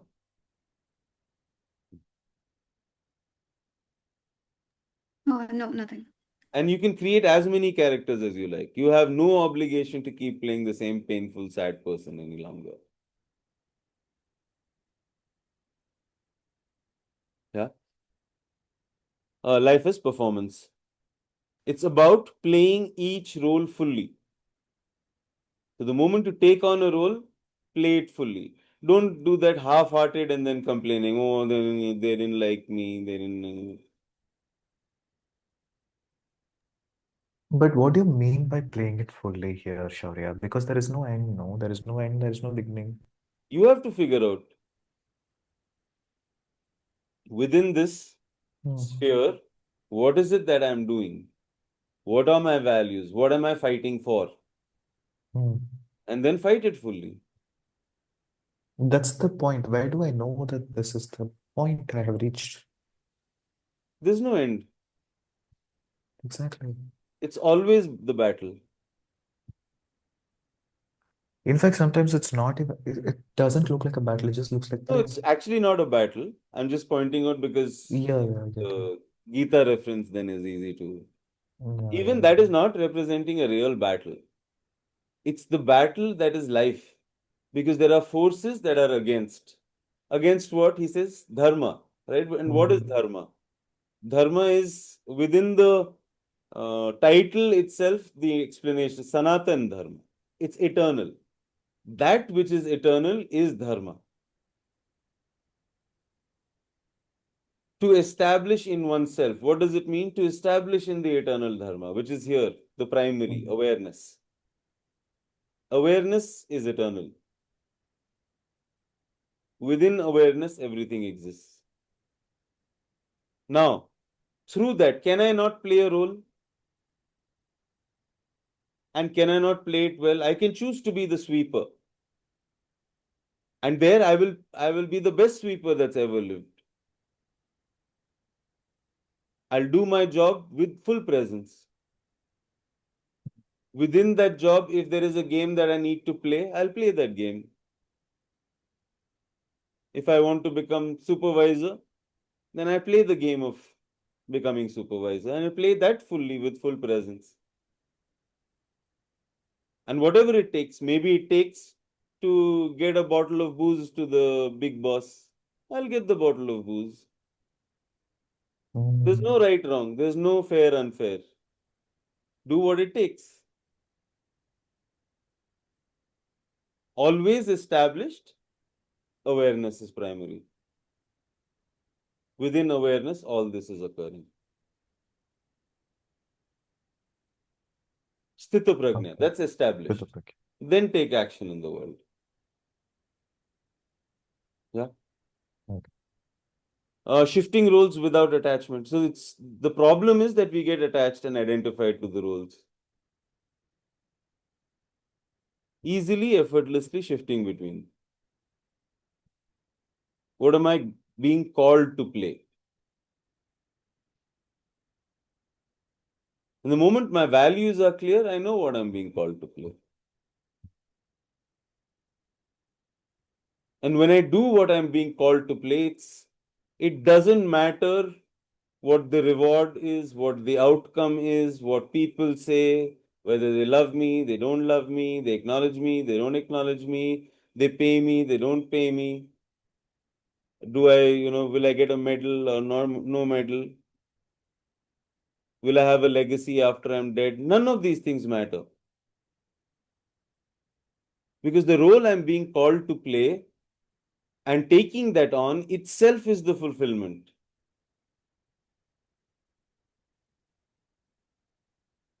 The fulfillment is taking it on, not the outcome of it. So that same thing, karmanyavadikaraste. not the outcome. If I'm doing it so that something happens, no, it's only going to lead to disappointment. That's the sure short way.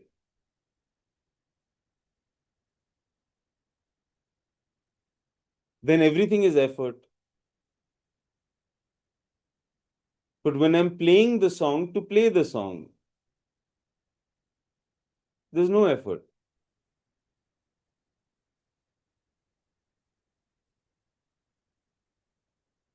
There's no exhaustion. There's no friction.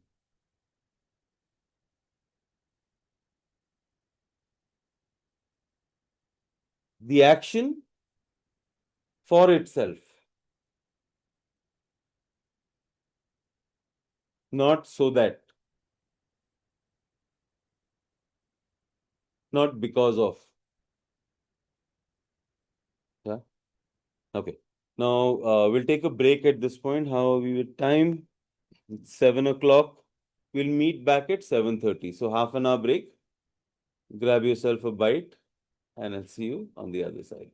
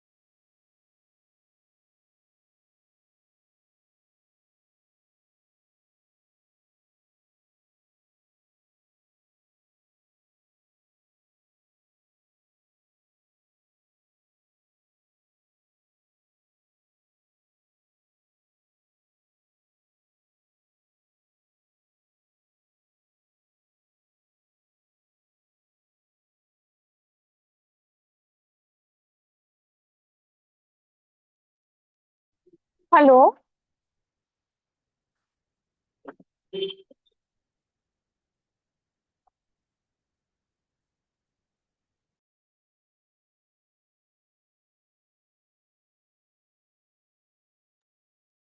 या तर ना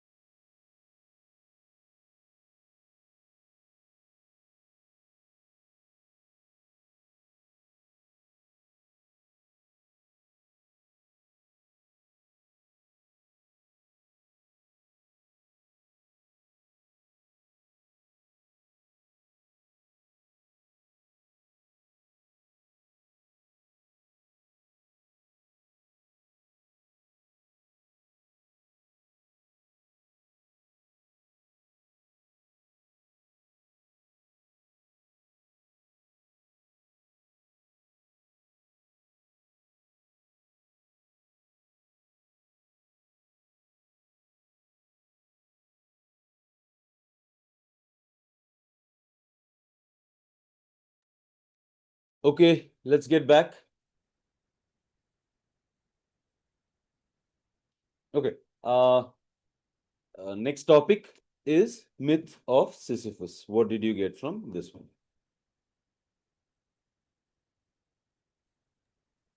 I pass. You've not seen this topic?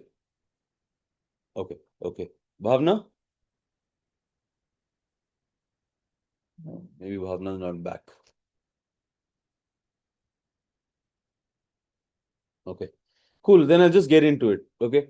Primarily, Sisyphus, the story goes something like this. It's borrowed from Greek mythology. And right now we are looking at the Albert Camus book, The Myth of Sisyphus. Yeah. So what he talks about is that this is the Greek myth. The Greek myth is that Sisyphus is a character who challenges the gods and for which he is punished. The punishment given to him is that he has to push a rock up a hill only to find it back down again each day, and this he has to repeat for eternity. So that's the myth of Sisyphus.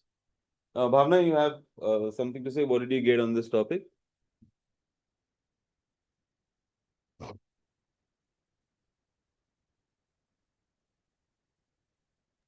Can you repeat what are we discussing? The myth of Sisyphus.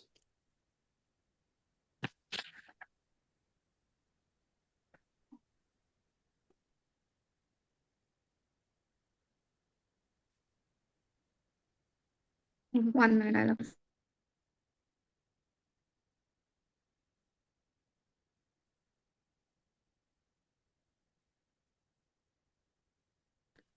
Yeah, it's a man pushing the boulder over the hill. Um, so he is enslaved first when he pushes the boulder.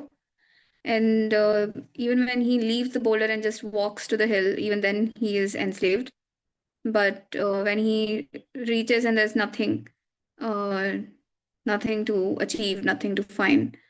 But when he again goes back to the boulder and pushes it with consciousness, with his awareness, and um, yeah, that's where it's he's pushing it, but he's not enslaved by it. And it's yeah, it's about like how we crave meaning, and universe gives us none. Um, and we just need to be aware of both. Um, yeah, and I think it also relates to the movie Blade Runner, how he still gets it done even when he's not the chosen one and there's nothing to reach. So yeah, it's all like there is no gift at the end of it. The journey without any results. It's awesome. Awesome. Anyone else wants to add? Okay. So here we have uh, Albert Camus talking about the myth of Sisyphus. So he says, rising, that's waking up, streetcar, 4 hours in the office or the factory, meal, streetcar, 4 hours of work, meal, sleep, and Monday, Tuesday, Wednesday, Thursday, Friday, and Saturday, according to the same rhythm. This path is easily followed most of the time. But one day, the why arises, and everything begins in that weariness tinged with amazement. Yeah. So we're all bound to repeat stuff. But a moment arises when we suddenly look. Yeah. And that's where magic is possible. So you have repetitive tasks. Everything that we do is repetitive. Yeah. From brushing your teeth to cleaning your space to cooking to everything, right? To going to work, to doing tasks, everything is repetitive. Relationships, repetitive. Everywhere there's just repetition. Yeah. Now, one way to look at this, which is the myth of Sisyphus, is that it's a punishment. right? And that's what it feels like. It's like I'm stuck in this eternal loop of repetition, not leading anywhere. Yeah. Uh, Now, what is the nature of punishment? Because if you were to throw me inside a prison cell, okay, this is my punishment. Yeah. How am I going to respond to it? Primarily, I have uh, three choices. Yeah, this is that moment of uh, uh, philosophical suicide is exactly the same as how Sartre talks about bad faith, taking on any kind of role as if it is the only way to exist, taking on beliefs, ideas, and narratives and thinking them to be true. That's philosophical suicide. Yeah. And in this moment of being trapped in this prison, how can we imagine Sisyphus happy? Because his last line in the essay says we must imagine Sisyphus happy. Yeah. So, firstly, the nature of punishment itself. What is my response? So, one response is that I rebel, fight it. Yeah, so I hit my head against the prison bars, or I start digging a hole with a spoon, trying to, one day I'll dig a tunnel out of this prison cell that you put me in. Yeah. The other is to kill myself. Or then the third is to give up. Yeah, that I can't fight this. This is my fate. Resign. Yeah. However, there's another way that's possible. And this is what Camus calls true rebellion. True rebellion in this case would be that, yes, you've thrown me in this prison cell, but I tell you, I love this. It's amazing. Feels like a party.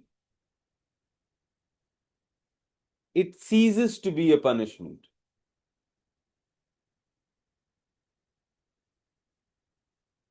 Yeah. So my true rebellion against what's happening is this choice I can make. I will celebrate no matter what happens.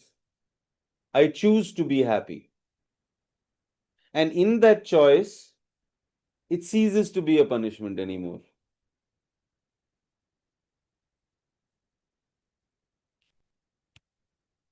It's no longer a punishment if I say, wow, I love this prison cell.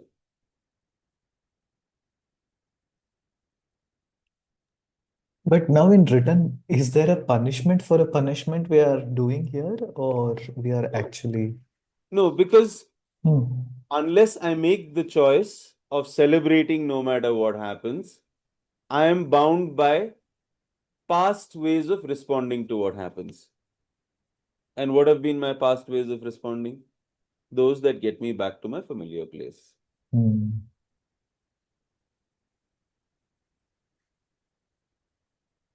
Okay. Yeah.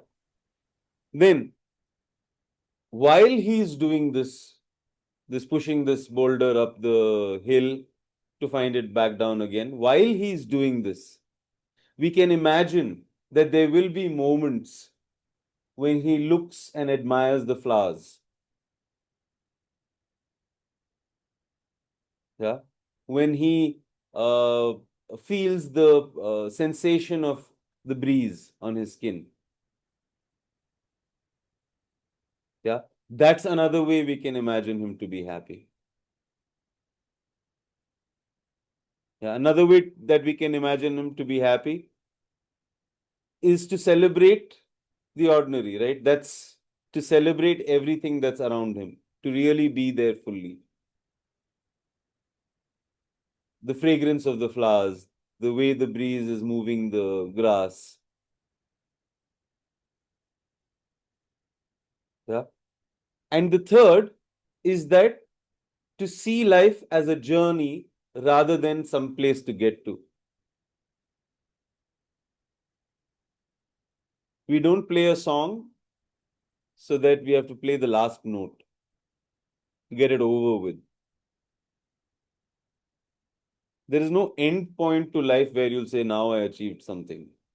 There is this moment. What am I doing right here, right now? What am I being? Yeah. So the moment we do that, then the possibility of mastery opens up.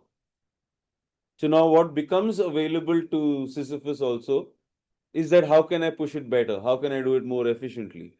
How can I do it with more beauty and grace?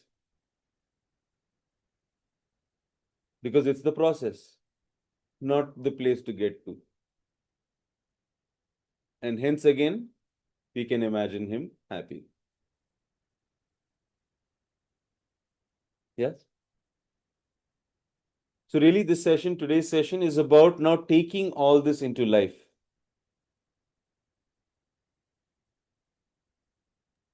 Shaurya, you're not meaning here that suppose I complain my current work situation, that I just go immerse myself into the work and celebrate it and dance.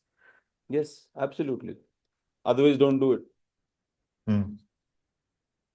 Either do something fully or don't do it. Okay. Don't be half-hearted and complaining, Okay. because that's the surest way of killing your life force energy. Got it.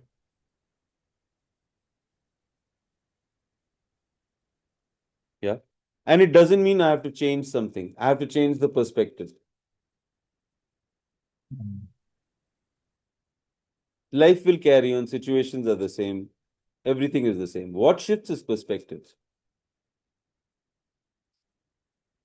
The moment a relationship becomes about giving rather than testing, the flavor changes. The same relationship. Oh, now I have to get someone else? No, it's not that. Now I have to change my job? No, it's not that. Whatever I'm doing, can I do it with full presence, with full alertness, with full involvement? Every action is devotion, is my offering, is my blessing, is divine.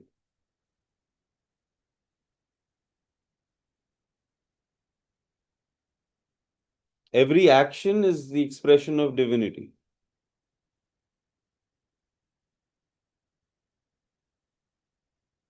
And to play it fully, there's nothing wrong in playing something.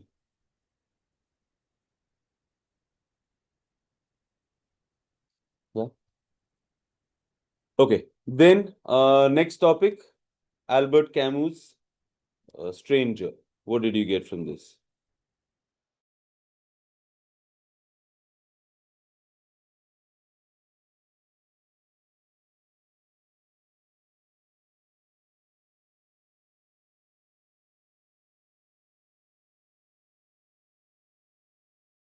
No, I couldn't read the book. Okay. Bhavna? Mhm. It's about the game of the morality that society plays. How we are more concerned about the how emotions are showed, and and and how we believe that that's the truth. Um, the character is indifferent to things, and um, people just take it as that he's immoral. That expressions on the face should be also a very certain way, which would prove that he's not guilty. Um, so the judge wants the remorse and not understanding, um, and the court wants a narrative and not the facts. And the law wants like a theatrical confession, not the inner reality. So yeah, how many times it's us, like we judge people on what the face shows, but every person has a different expression for a different feeling. So we don't really know what is what. And I think there's only one place where he shows a little bit, which is on death. So death is what makes all moral systems collapse. All society, whatever society worships, that also collapses, and um, moral judgment are human fabrications. Uh, so it's just all theater. Yes. Super. Anyone else? Okay. Cool. Okay. So firstly, Camus, again, very interesting character. Although a lot of similarities between what we've looked at as existentialism and his work, but he calls it absurdism. He doesn't call it existentialism. Okay, so at the core of it, the absurdity of things. Again, Nobel Prize winner. Yeah. Stranger, I would recommend if you've not read it, read the book. It's a short read. Yeah, and it's a very powerful book in a lot of ways. Yeah, firstly, it's really representing the philosophy of what he terms as absurdism. Yeah, in fact, this book is kind of a response to the question which he was asked, that if your philosophy is something that's a practical philosophy, what would it look like? Like, what would the absurd hero be like? Yeah, so this book is kind of the answer to that question. Yeah.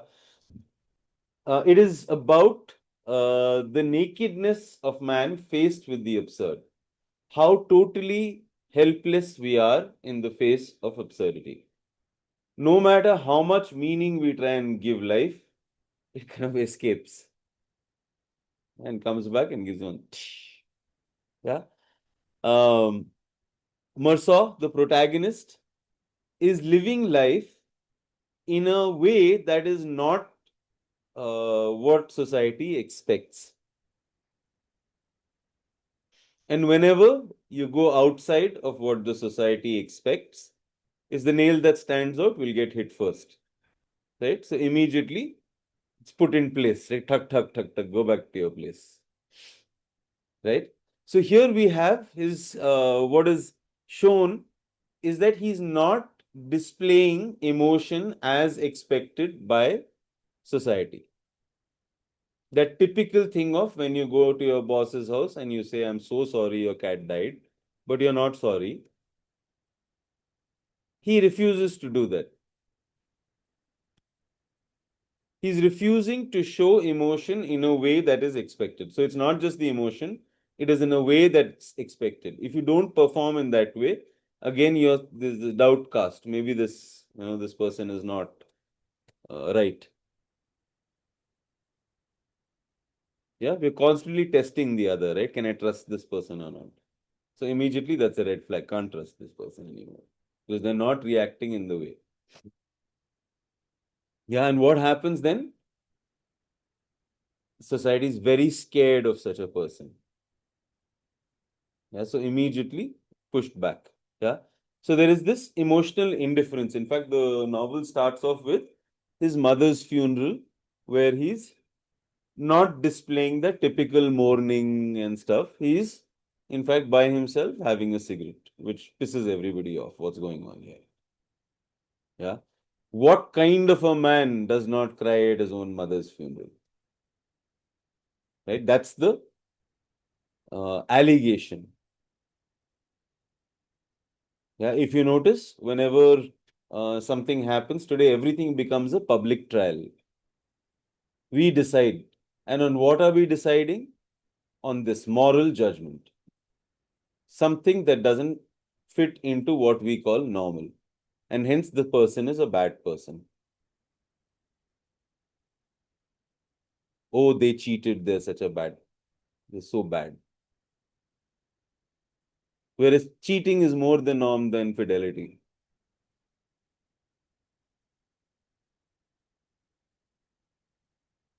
Yeah, oh, they lied. So bad.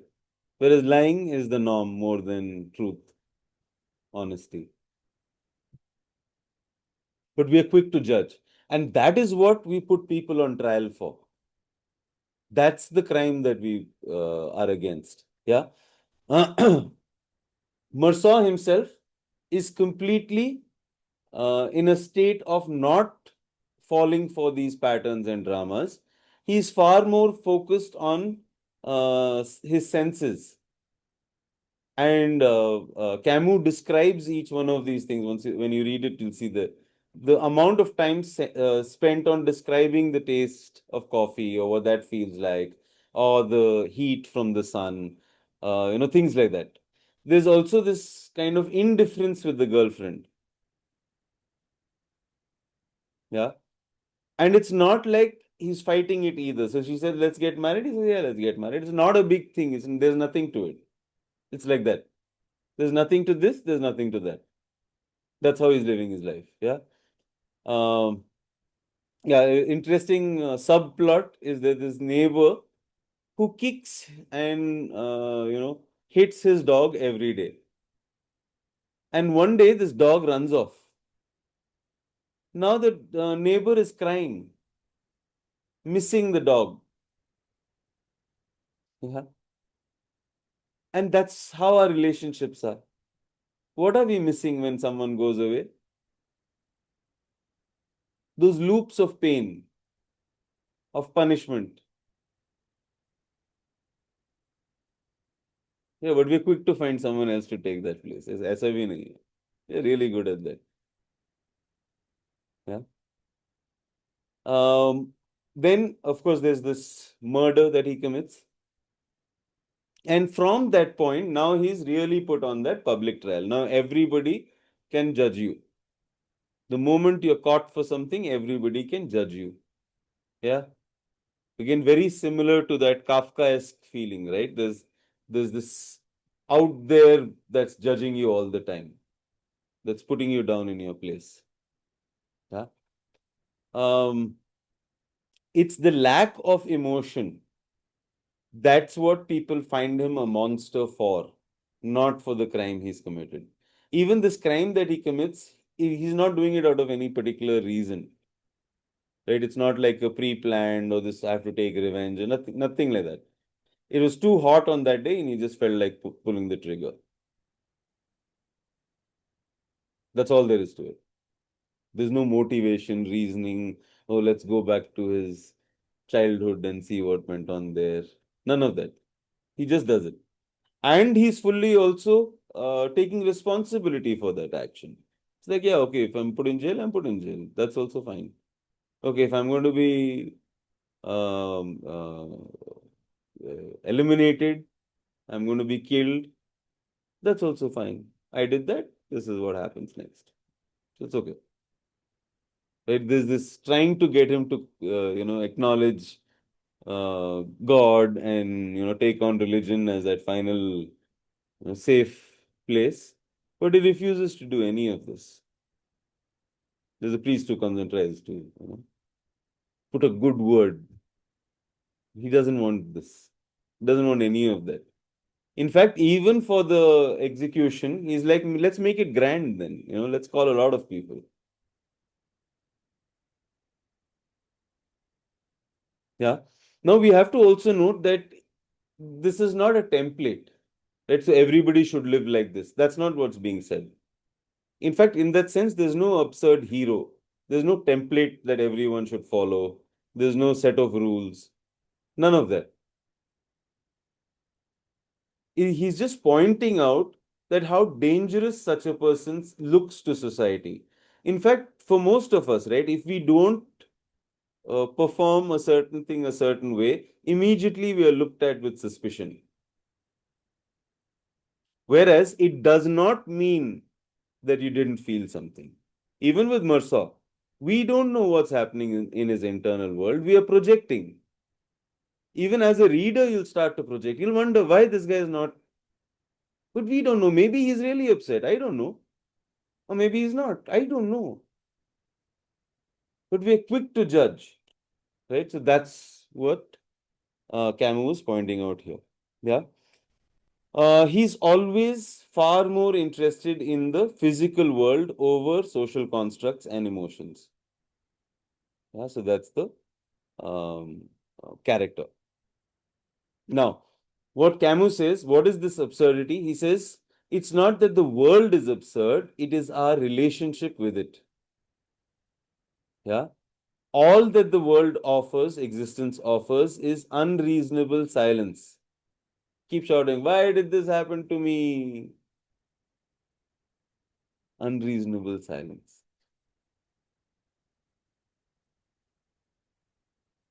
Yeah. Society is terrified of someone who is living outside their expectations. Yeah. And there is no real absurd hero. It's only about a statement on what's going on. Yeah. So this is what Camus says. He doesn't play the game, he refuses to lie. Lying is not just saying what isn't true, but also, in fact, and especially saying more than what's true. And in the case of the human heart, saying more than one feels.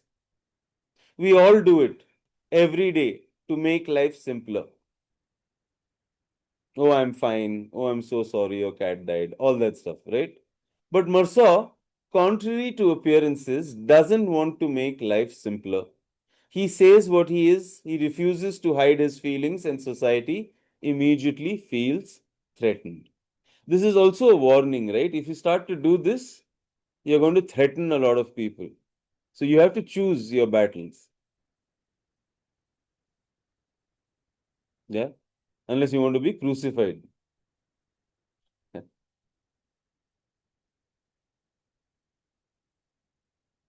There is no such thing as great suffering, great regret, great memory. Everything is forgotten, even great love. That's what's sad about life and also what's wonderful about it. There is only a way of looking at things, a way that comes to you every once in a while. The only way to deal with an unfree world is to become so absolutely free that your very existence is an act of rebellion. Camel. Insight here, you cannot bring home the river in a bucket. Yeah, there is no way now to construct new rules, because the moment you're creating rules, creating solutions, conclusions, all you're wanting to do is to again capture life within a mental construct. Yeah. Next chapter is the hero's journey. Joseph Campbell. What did you get from this topic?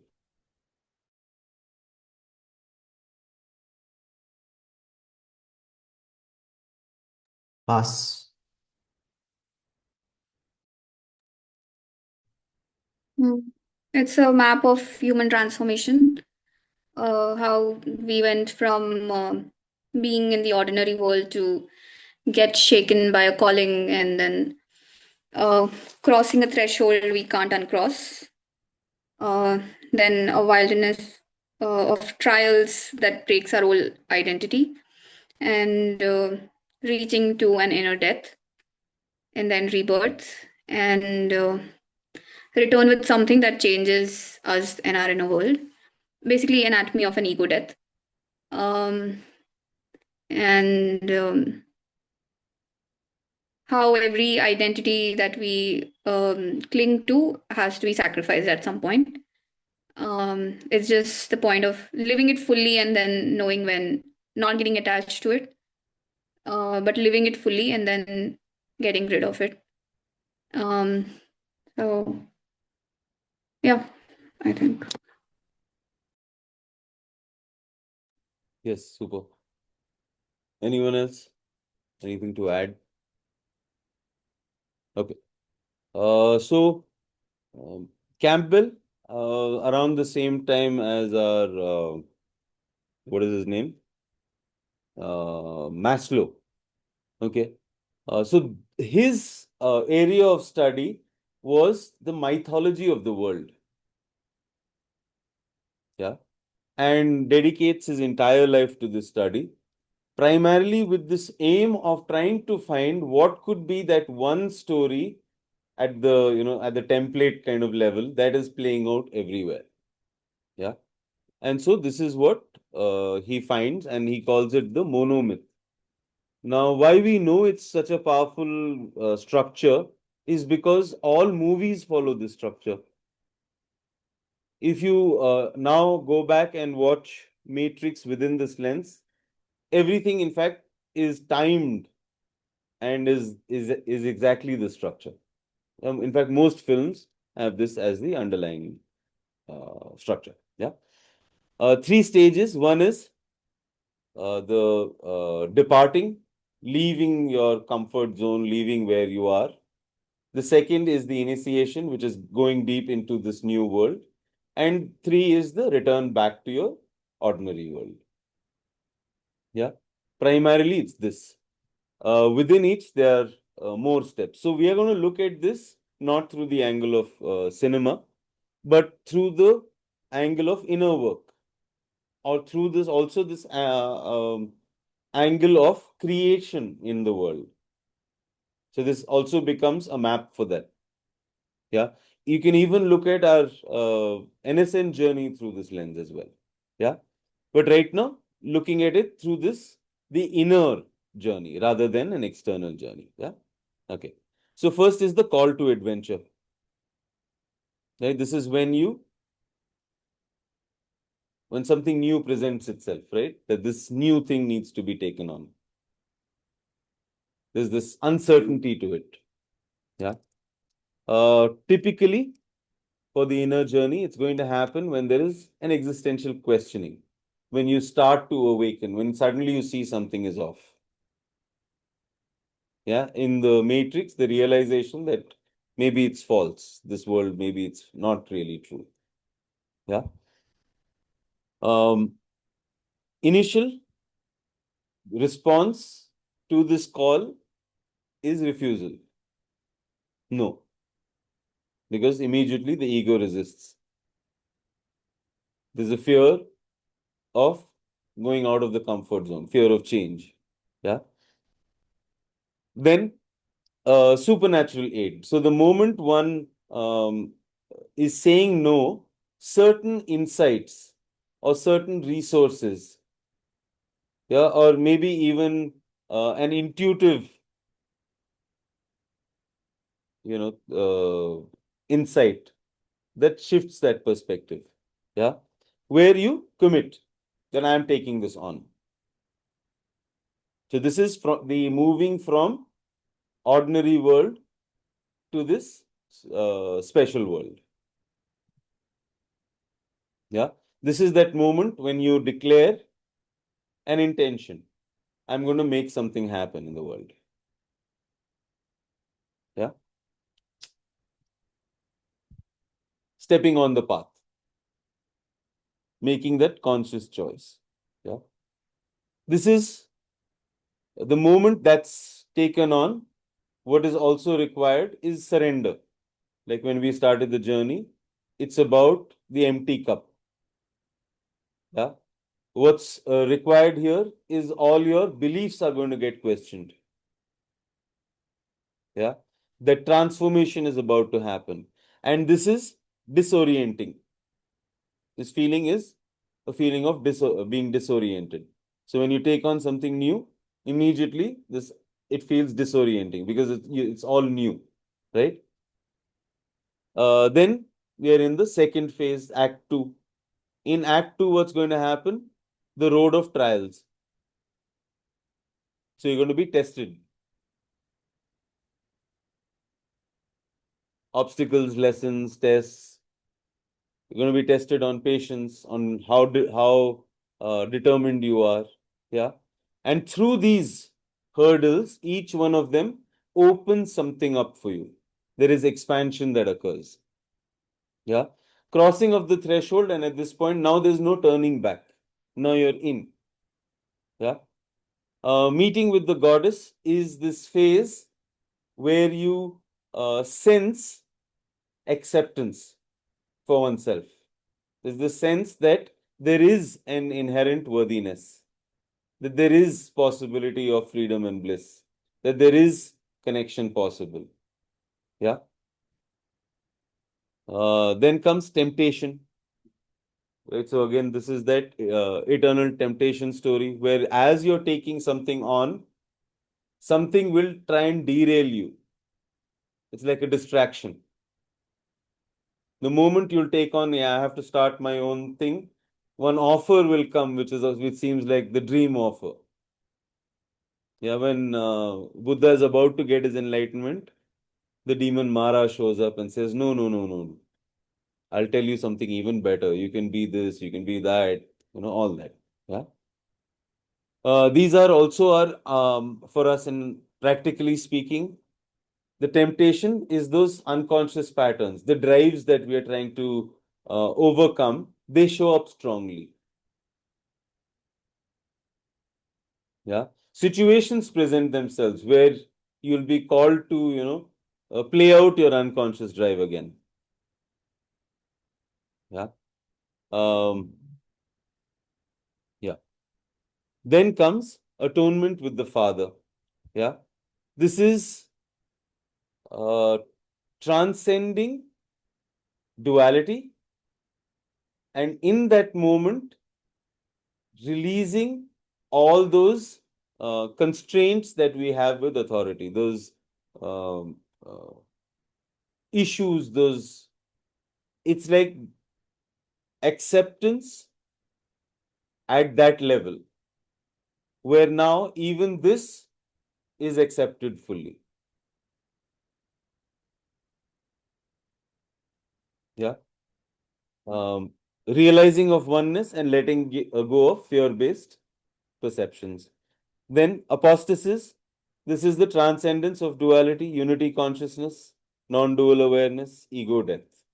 So in the journey, there's always the moment where one must die for the new to emerge.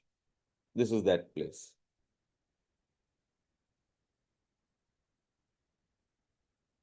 In order to be the new, the old must perish. Yeah. And through that becomes available the ultimate boon. So Campbell talks about this as the cave that you fear to enter the most is where your true treasure lies. And which are the caves that we fear to enter the most? Spaces of vulnerability, spaces of putting yourself out there, spaces of taking on commitment fully, spaces of being present fully, spaces of being um, free, loving, kind, all that stuff. That's what we are afraid. Yeah. So here, what becomes available then, once you enter those caves, is liberation, is freedom, is the realization of oneness. Yeah. Then finally, the act 3, which is reintegration. Yeah. Here, first, initial this thing is not to go back to the ordinary world. Welcome home. Yeah. It is the perceived difficulty of integration. The challenge of embodying this in mundane life and the potential for spiritual bypassing of responsibilities. Yeah. The magic flight is the challenge of embodied enlightenment. So enlightenment means nothing if it's not actualized in the world.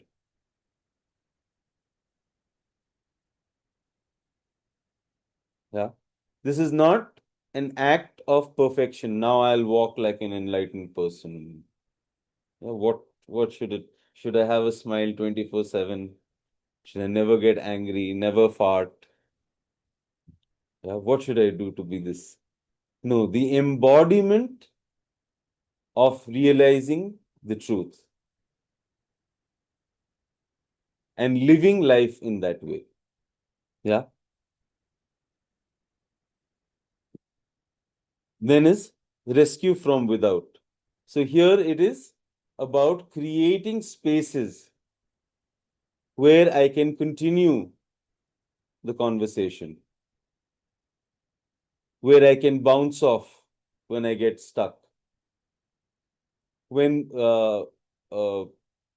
have someone to be that radically honest, ruthless mirror when I get stuck in my stories.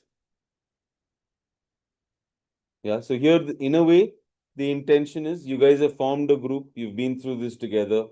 You can be that for each other. And like I said, instead of expecting others to do things for me or acknowledge me or love me, can I be that for someone?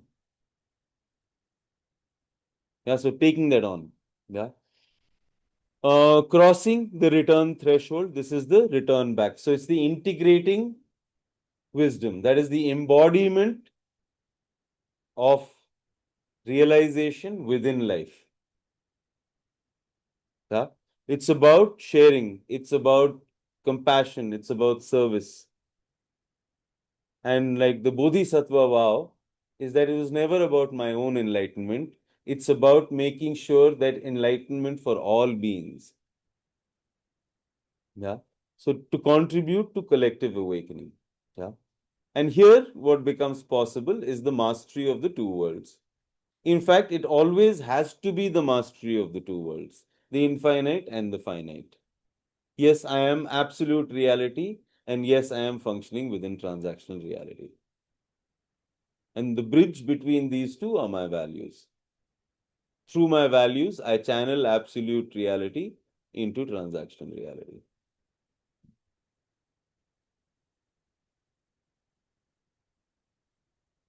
Yeah, grounded spirituality, presence, and seamless integration. So it's one movement. Again, not even the duality between absolute and transaction, not even that. It's one flow, one movement.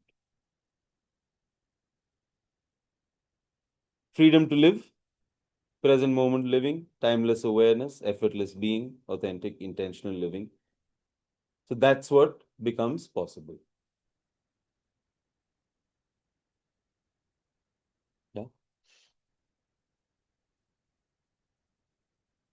The embodiment of Sat Chit Ananda. Sat is what? Isness. Something is. Where is isness possible? Only in this moment.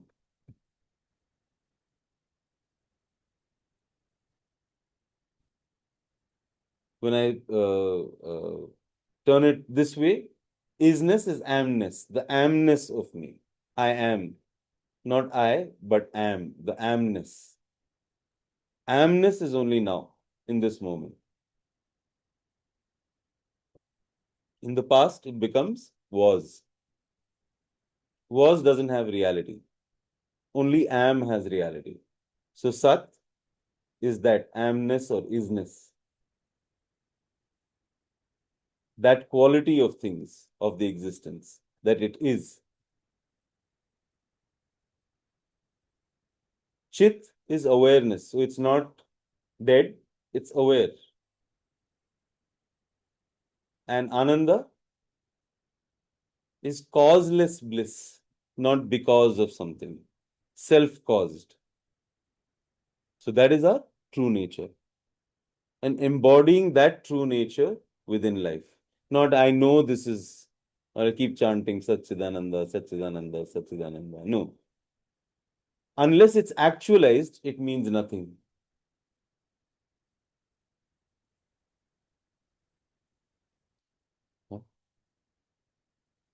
So there is Joseph Campbell. This is how he talks about life. He says life is like arriving late for a movie, having to figure out what's going on without bothering everyone with a lot of questions, and then being unexpectedly called away before you find out how it ends. So all we're doing is trying to project meaning, trying to figure out what's going on. And nobody does, nobody will. Yeah. Life has no meaning. Each of us has meaning that we bring to life. It's a waste to be asking the question when you are the answer. You are what brings meaning to life. By itself, life has no meaning. Yeah? The big question is whether you're going to be able to say a hearty yes to your adventure. Yeah? So life is always giving you this call to adventure. Life is calling. You're being called. The question is, are you going to say a hearty yes to the adventure or retreat back into your familiar places of pain, hurt, inferiority, abandonment, unworthiness? So the Campbell says that the life reflects like this in the 17 stages of monomyth. No, I'm not getting these two connections. the Yeah. inner journey. And he's talking about stories. In every story, you'll find all these stages. Oh, okay. And he only gave those 17 stages and then he gave stories for imbibing all of them. No, no, he's not. He's given the monomyth. Yeah. So if you read the book, it's about this, the stages. And Okay. in all of human history and mythology, you'll find the same template playing out. Yeah. Okay. Uh, what I have done is I have interpreted it for the inner journey. He's talking about this as the template for all storytelling. Oh, okay.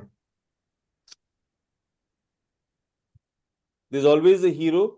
Like you look at most movies, right? So you have this older guy, now he's a drunkard, and someone will approach him in the bar and say, it's only you who can train this basketball team, and only you can make them the winner.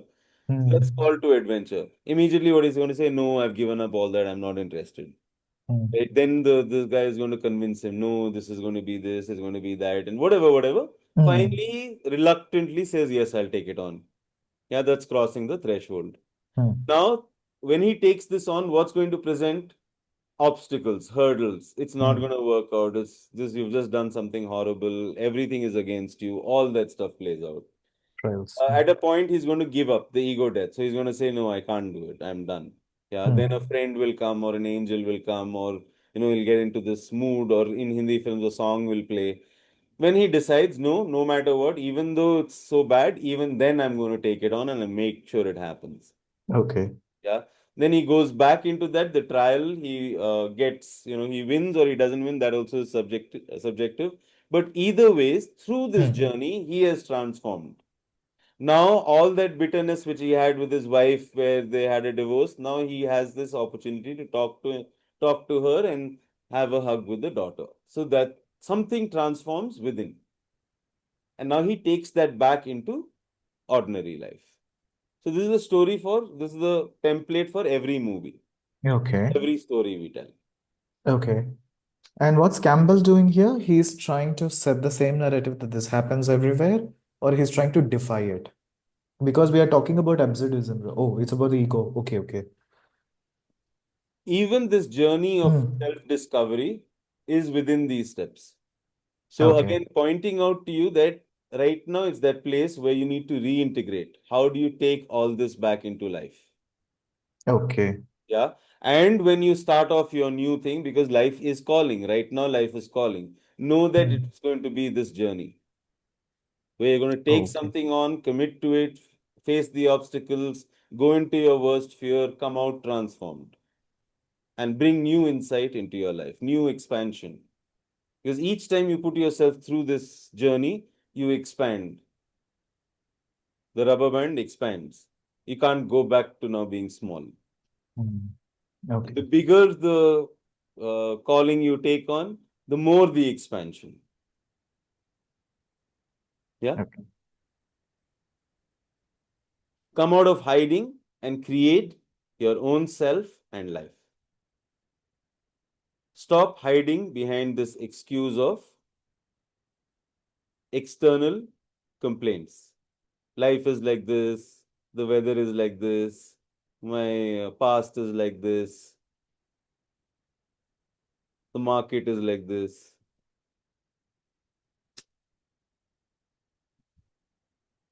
And it's primary, right? Because if I'm not creating who I am in the world, then I've given that choice to others to determine. And they'll do it.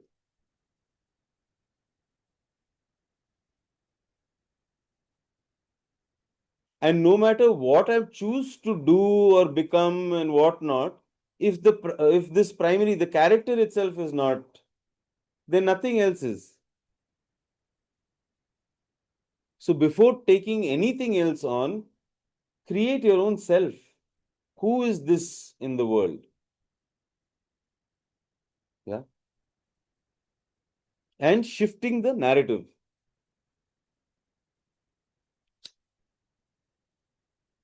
Because what keeps us bound is that voice in the head. Not someone's coming and whipping you and telling you anything.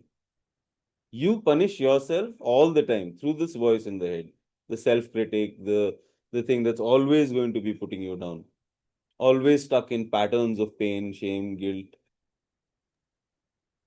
Yeah, small thing happens again, it says, yeah, I told you, right? I told you, right? Kind of. Exactly.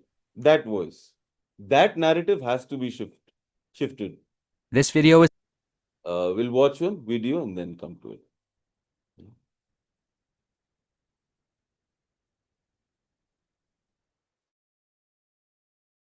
This video is sponsored by the book summary service Blinkist.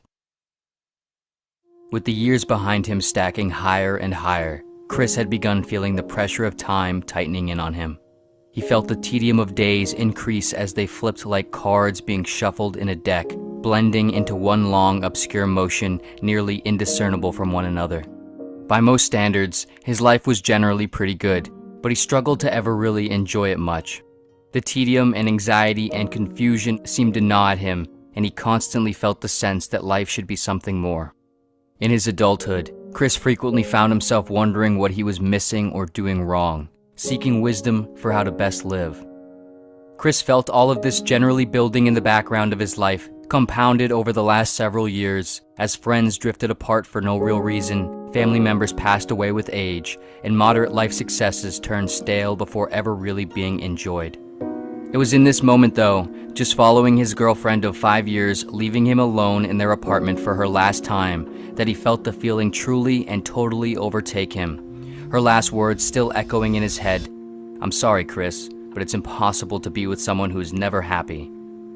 Chris sat laid back on the couch in his apartment's living room, alone, staring at the ceiling, as rage and sadness fist-fought in his head. It was a Sunday, and the next day, he had to be at work at 9 a.m. for his accounting job. He drank from a whiskey-filled glass as he thought about his life.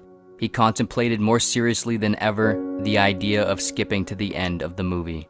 He felt a hopelessness fill him so heavily that in this moment, without Chris being conscious of it, a few of the strings holding together his normal self snapped, which, unable to withstand the weight of Chris on their own, caused more strings in his head to snap in succession. In this, a sort of death occurred. The end result, some form of Chris on a plane on his way to China with one bag of clothes and necessities, one debit card, a cell phone, his passport, no real plan, no real communication with anyone, prepared to spend whatever portion of his life savings and however much time he needed in search of finding what he was searching for. Like most people, this idea of dropping everything and disappearing into the unknown with no plan or destination had circulated Chris's mind plenty of times before. But of course, he never acted on it. Until now, it never felt like his reasons were big enough, or perhaps his reasons not to were big enough. But now he felt the seed of the idea sprout, watered by desperation and worse alternatives. He was set out to touch the freedom of nowhere to be and nothing to do. A complete toss of caution to the wind, willing to lose everything in hopes of finding something else. Once in China, Chris wandered somewhat aimlessly by himself. He visited different cities and towns, temples, art galleries, gardens, outskirt lands, every nook and cranny he could find and stumble across, essentially backpacking and staying in little hostels or camping along the way. He sought places and people whom he could learn from. He talked with those he met about matters of life and death, briefly welcomed in by some and shown their ways. In particular, Chris was repeatedly directed by many towards one individual who was supposedly a revered teacher and guru of sorts that many traveled great distances to, seeking answers and advice. Chris would work his way in the direction he was pointed, eventually finding himself in a province at the foot of the Himalayan mountains. After some time of waiting, he met the person whom he was told about, a lovely older woman who somehow felt both small and large at the same time. Chris introduced himself and the two talked cordially for a little while. The woman asked him where he was from, his reasons for being there, and so on. Chris explained to her as well as he could, and when the timing was appropriate, he said, "If I may ask, in your view, how should life be lived? How does one make the most of this whole thing?" The woman paused for a moment, inhaled in a commanding manner, and then said, "Do not chase worldly pleasures or material successes, Chris. Do not succumb to the temptation of the moment. The only real is the eternal real. Work for what is hard but necessary, what is meaningful in the long run. Let go of yourself and dissolve into this. You only have one chance at this life. You must take it seriously and make something of it. Give up trivial pleasures and desires in consideration of the long game. Live and contemplate in the garden of life beyond you, Chris. Always be growing and improving and adapting. Leave your legacy strong and sturdy. That is what it means to live a good life." After a little bit longer, the conversation reached its natural end. Chris thanked the woman and left on his journey alone. He felt a sense of immense clarity in her answer as he thought about it over to himself. It made great sense to him and sounded appropriately wise. He stopped along a small river while walking and wrote in one of the notebooks that he had brought with him. Still somewhat unsatiated, Chris continued on his travels, visiting other countries and places. After several pit stops and many moments of difficult challenges and disorientations, Chris would find himself in the country of Greece. Here, he visited cathedrals, museums, art galleries, parks, outskirt forests, every nook and cranny he could find and stumble across. He sought places with people from whom he could learn from. Many directed him in particular to National Gardens Park in Athens. Here, supposedly, a highly regarded self-help type of writer worked and wrote on the weekends. After making his way and forcing a seeming coincidental bumping of paths, Chris met the man while he was working at a small table in the park. Chris introduced himself kindly and told the man who he was, his reasons for approaching him, and so on. They talked about this and that for a little. At the right moment, Chris said to the man, "If I may ask, in your view, how should life be lived? How does one make the most of this whole thing?" With little hesitation, the man said, "Enjoy the moment, my friend. Seize the day. Do not wait for what might come, because what might come is always uncertain. Do not live for some imagined later or what might come after you are no longer here. Enjoy and indulge the simple pleasures of life right now while you can. You only have one life. Do not work too hard. Do not take it too seriously. That is what it means to live a good life." The two talked a bit further unto the conversation's end. Then Chris thanked the man, said his farewell, and left on his journey alone. He felt a sense of clarity in the man's answer as he pondered it to himself. It made great sense to him and sounded quite wise. He stopped on a bench just outside of the park and wrote a little summary of the conversation down in one of his notebooks. Chris would continue on and on. For weeks he traveled and wandered, from Greece to Romania, from Romania to Austria, eventually finding himself in France. At the direction of others he met along the way, he found himself seeking a woman who was regarded as one of the great modern intellectuals. Chris found her at Café des Fleurs in Paris, as he was told he might. He timidly approached her table after finally happening by at the right time and cordially introduced himself. Not quite welcomed by her initially, but after some charismatic coaxing, she engaged him in a brief conversation. At some point, when it felt right, Chris said to the woman, "If I may ask, in your view, how should life be lived? How does one make the most of this whole thing?" With a confident smile, the woman said, "It's all a balance. You have to live in the now, but also be sure to think ahead at the same time. Enjoy the pleasures of life as often as you can, but never so much so that you neglect the future. An indulgence of the now, sustained by a constant and simultaneous reminder that there are more and better nows still to come and hold out for. The balance of the two makes both great. That is what it means to live a good life." Chris thanked her for her kind willingness to spare a few moments and left her to herself. As he walked away, he was again struck by the wisdom, convinced by the clarity of the woman's words. He sat at a little bench in downtown and wrote what she said in one of his notebooks. A few days later, still somehow unsatiated and growing increasingly tired by this point, Chris would find himself in Germany at a small debate between two philosophers of whom he was directed towards. After the debate ended, Chris approached one of the philosophers at the bar attached to the auditorium that the event took place. He introduced himself briefly and naturally started a conversation. They talked about this and that. When appropriate, Chris said, "If I may ask, in your view, how should life be lived? How does one make the most of this whole thing?" With a deep, slow, and tired exhale, the man said, "We don't. Don't you see? We are condemned by our awareness of the future and the perpetual slipperiness of every moment. We are stuck between the finite and the infinite, the now and the later, unable to ever reconcile this balance and know how to make the most of either. To make the most of now risks the future. To preserve the future risks never making the most of now. To be human is to be aware of and desire both, forced to live in between. And to live in between is to never touch either. Wisdom is accepting this condition. Live with the pessimism and lower your expectations, and the occasional good will emerge once in a while. That is what it means to live a good life." The man drank from his beer as Chris somberly thanked him and continued on his way. Although melancholic, he felt a sense of clarity in the man's answer. It made great sense and was clearly quite wise. He sat on the ledge of a small city fountain and wrote what the man said in his notebook. Chris would continue on, reading and talking and looking everywhere else he could. Almost without realizing or planning it, suddenly he found himself at home again, lied back on his living room couch. An assortment of books that he had collected along his journey, as well as journals of notes that he took, sat next to him. He thought to himself, reflecting through the pages of his notes and memories. He considered how he had explored different worlds and different cultures, asking some of the wisest members of each how to best live. He received a newfound collection of wisdoms from all of them, all of which sounded powerful and insightful and true on their own, yet somehow together seemed to all contradict almost entirely. Chris wrote his thoughts down in some of the empty space of one of the journals he still had room in. Eventually, after plenty of mostly incoherent babbling, he wrote the following. "I went out into the world claiming to seek wisdom, but what I really sought were answers.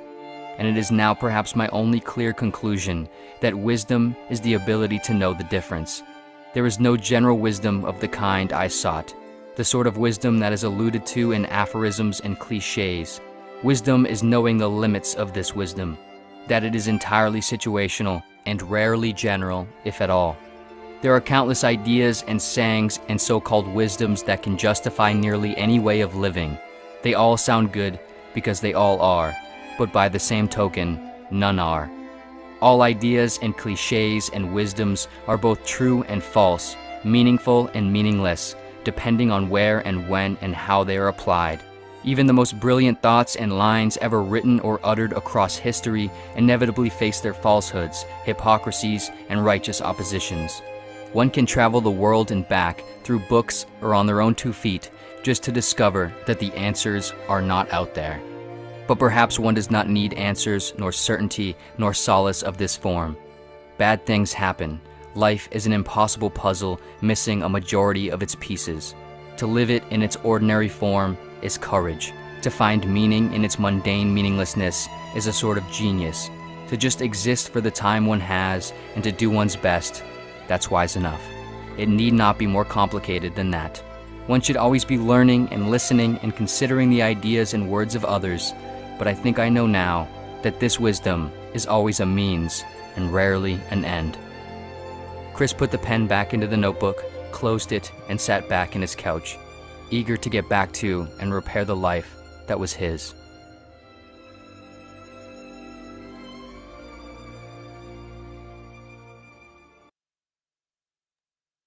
Yes.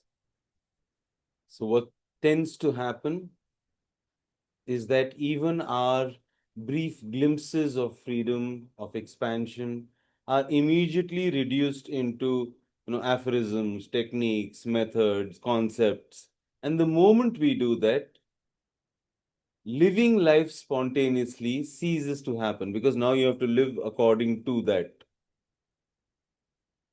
There is no general wisdom. Everybody, who you listen to, who you learn from, are finally a means. You don't hold on to the boat after you cross the river. The boat is to be left behind. Yeah. Okay. Now let's, one by one, I'll call you and declare what you've created. The statement, if you remember, I am the potentiality of dash, dash, and dash. So let's go one by one. Maddie, you begin.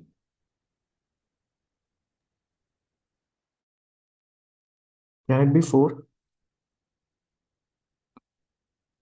I am the potentiality of nothingness, freedom, spontaneity, and awareness. Beautiful, beautiful. We're going to get rid of nothingness because the assumption is that I'm creating this on top of nothingness. Okay. Yeah. So you have freedom, spontaneity, and Awareness. awareness. Beautiful, beautiful, awesome. Yes. Bhavna? I am the potentiality of connection, presence, and freedom.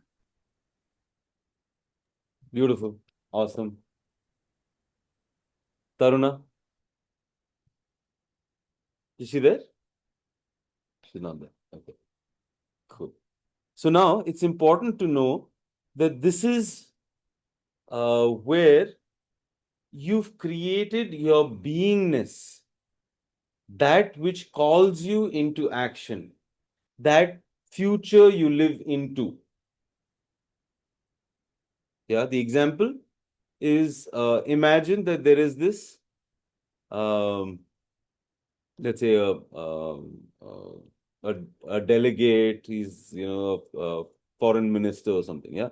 So here you have all his past. Firstly, we know his past, right? So he's well educated. He has a beautiful family, a mansion in London, etc., etc. All those things that he has, degrees, achievements, awards, all of it. Now imagine that this guy goes to a country, a small country in Africa, and there, just from the airport, the military come and pull him and put him into prison and tell him that tonight you're going to be executed. Yeah. What is his beingness going to come from? Is it going to come from all his past, his achievements, his degrees, his travels, etc.? Or does it come from the future he's living into?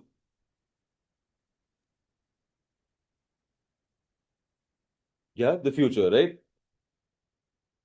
We'll prove that further. So now imagine that the warden comes and says, "So sorry, sir, it was a grave misunderstanding. It was someone else we were looking for. You are free to go." Within this instant, his beingness will shift.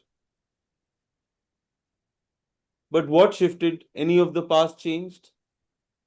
No. What shifted? The future he's living into. So these potentialities are literally that, because they're although in the now, but they are the seed for the tree to grow. It's a potential, right? So it's your beingness in the moment that calls you into action. Yes, what you'll need to do is put this somewhere that you see it all the time. It's easy to slip back. Yeah. Holding oneself accountable, holding each other accountable. Yes? Good. Now, we started with a poem by this poet called Hafiz, and we shall kind of bring this journey to a conclusion also with a few poems by Hafiz. So what I'll do is, again, I'll go through them. Please read them out one by one. Yeah.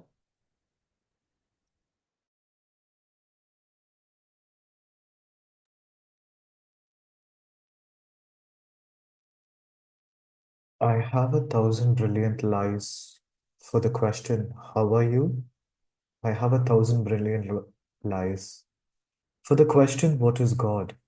If you think that the truth can be known from words, if you think that the sun and the ocean can pass through that tiny opening called the mouth, oh, someone should start laughing. Someone should start widely laughing now.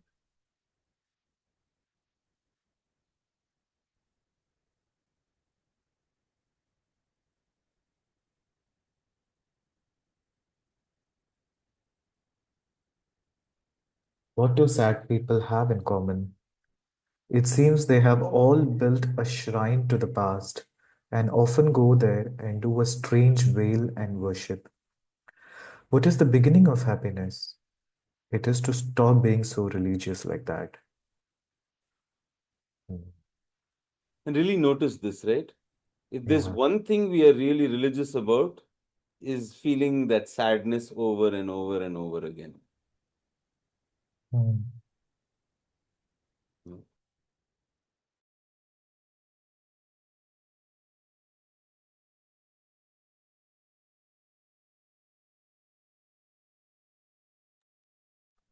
Run, my dear, from anything that may not strengthen your precious building wings. Run like hell, my dear, from anyone likely to put a sharp knife into the sacred, tender vision of your beautiful heart. Yes.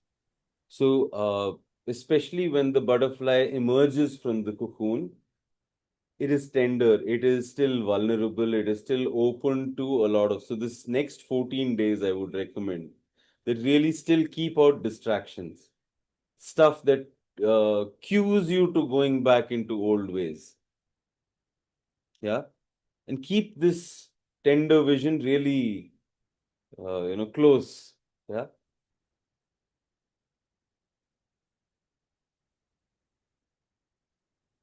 Next.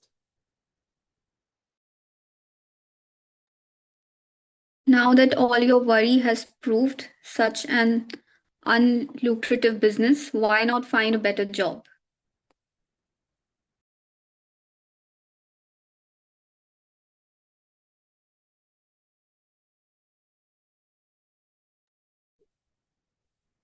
Think because this is a food our starving world needs.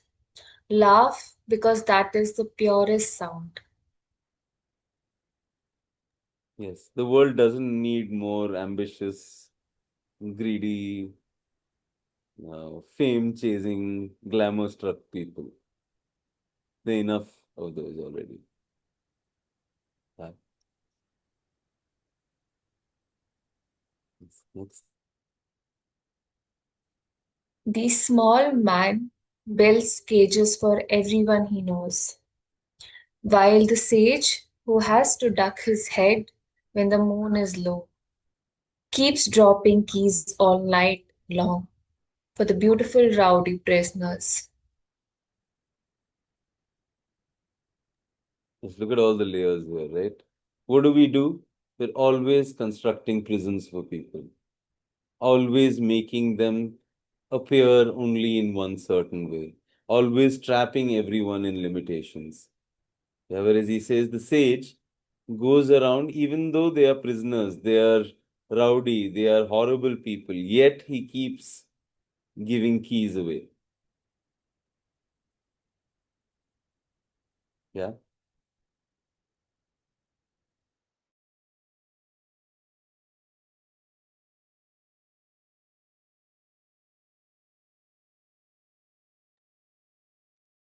I'm happy even before I have a reason.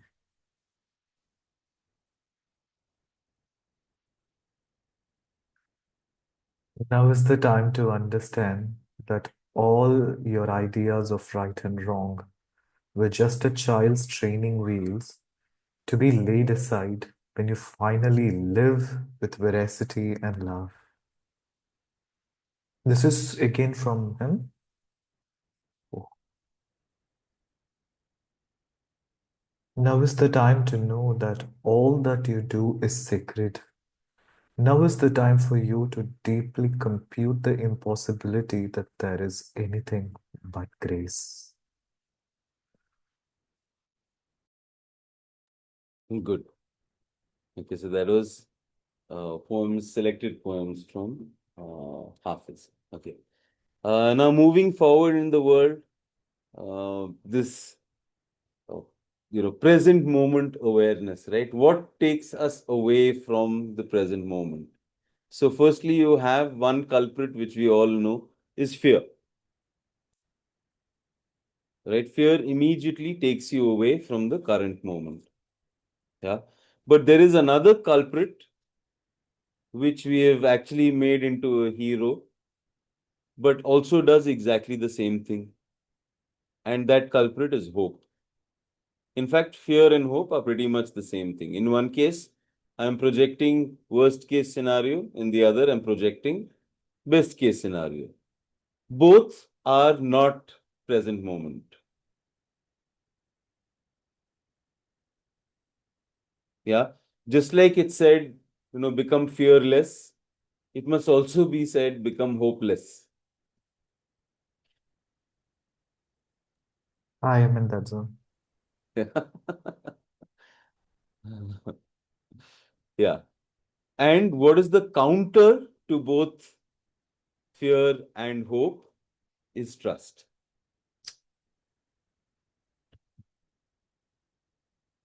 Okay. Again, we need to reframe because the moment I say the word trust, it means a certain thing.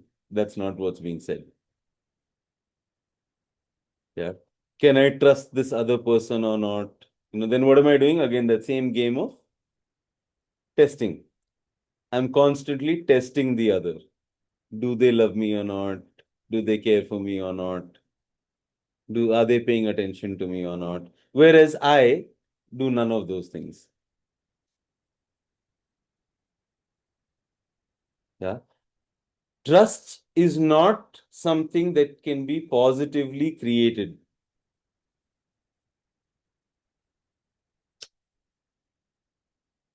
Trust is the absence of doubt. So it is a negation.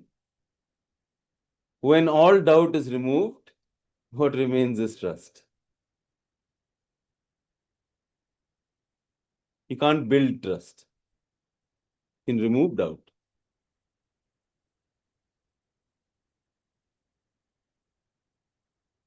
Yeah. You cannot create love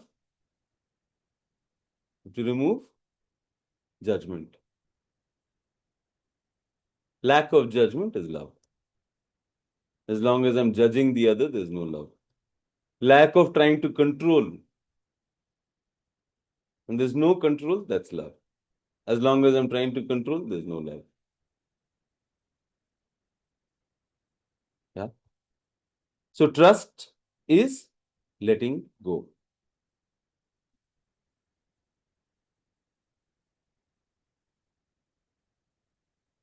Okay. For the next 14 days, it's all about assimilating your own life. What all damage has been created, the devastation, the trail of devastation you've left behind. Yeah, examining that, doing the closures wherever required. Yeah, and multiple times until it's done. And you'll know when it's done.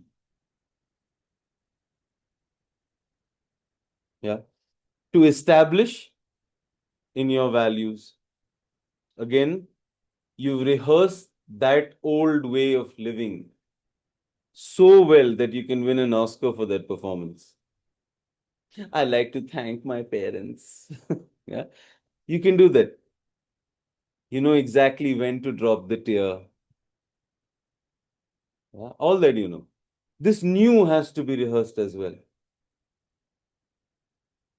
This is also, in fact, far more requiring conscious intention to put in that work. This is sadhana, the real sadhana.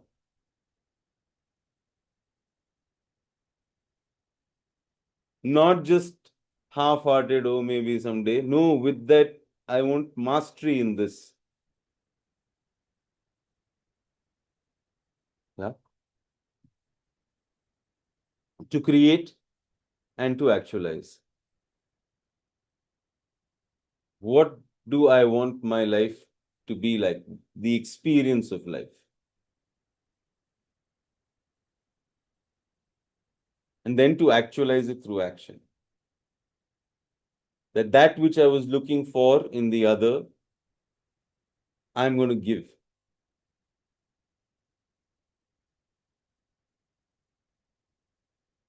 I'm here to give. What do I bring to the table? What am I creating? And then to take action on that. Because if it's only in the head, it's not real. Yeah.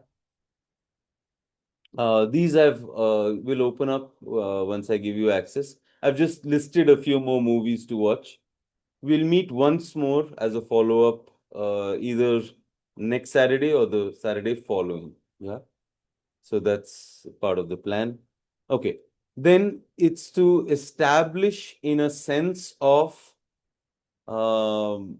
community and conversation. So this conversation that we've been having, I just want to give you a little bit more insight into the conversation.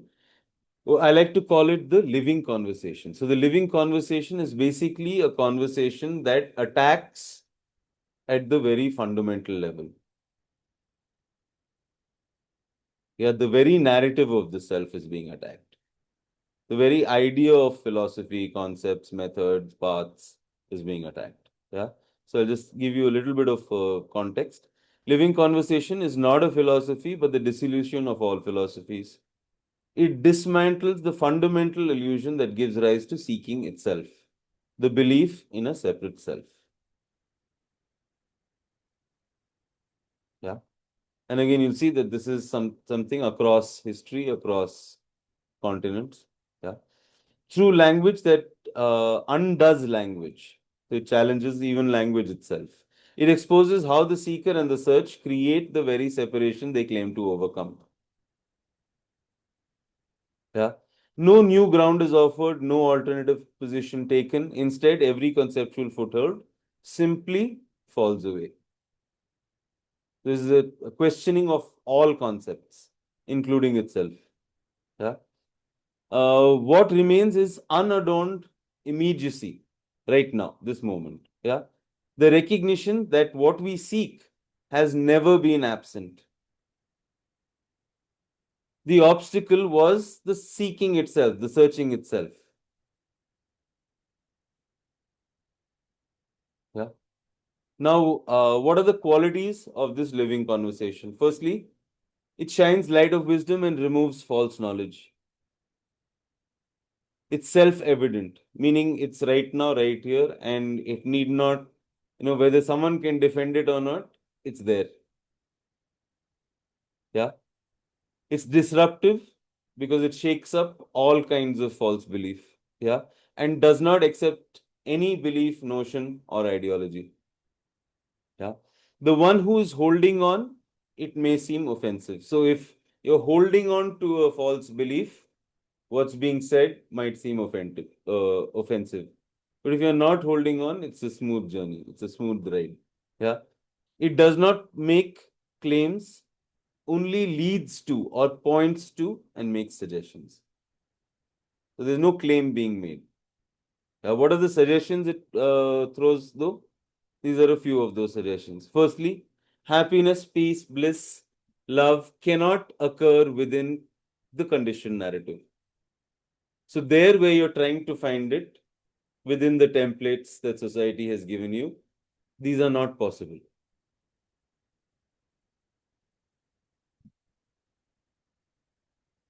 Yeah. The next, that which I am seeking is already here and now. Why can't I see it? Because the conditioning narrative keeps me from seeing it. I'm so busy in my drama. They did this to me, this is all that stuff, that I can't see it. Yeah?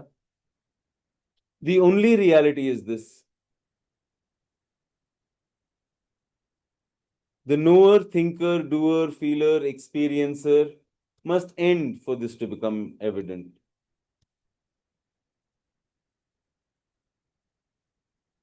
So even when people talk about spirituality as in collecting experiences, that's again strengthening the experiencer. What's being said is that the experiencer is not real. There is no experiencer. Yeah. This is non-dual. Not one, not two, not three, non-dual. It's not separate. There's no fragmentation. There's no division. Yeah. Eternal and infinite.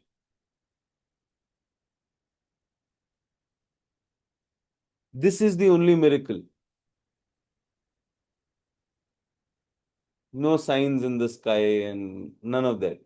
Walking on water, halo. And this is the only miracle. This is the only divinity. This moment is the only thing that's sacred. Yeah, like I spoke earlier, the isness, awareness, and bliss, Satchidananda. Yeah. There is no path, no text, no method, no person who is an authority on this. Because it's already here. You're already there. Why do you need a tour guide? And you're already at that place. Yeah. Only when the narrative of me is destroyed, the whole structure of identification ends. And that's liberation. As long as the narrative of me is still finding something, there is no liberation. Yeah. The only work then is unentanglement, getting disentangled from the stories, from the drama, from the ego hurt, from I have to get revenge, all those stories. Yeah. Now, what happens when we compare the false self narrative? Because this false self narrative is the voice in my head, the story of myself that I tell myself, that which society has fed me, the mainstream narrative, the self narrative. What is the difference between that and the living conversation? Yeah, the false narrative says, I am my story, I am this story, my wounds define me, my past shapes me. Living conversation says, your story collapses under inspection. The I claiming, it cannot be found anywhere except thought pretending to be identity. The very idea of me is also a mental construct. There's no me other than this idea of me. And that's only created through thought. Yeah. The false narrative says, I must earn love, safety, and belonging. Living conversation is saying the seeker is the prison. Every attempt to earn worth reinforces the illusion of you who lacks it. The chase is the trap. Yeah. The false narrative says, my compensations keep me safe. This is who I am. Living conversation says, your strategies are ghosts performing for a ghost. Without a solid self, the entire defensive architecture becomes unnecessary theater. Bekar ka drama. Yeah. False narrative says if I don't hold everything together, I will fall apart. Living conversation is saying there is no holder to maintain the illusion. Life functions flawlessly without your imagined controller. The collapse you fear never existed.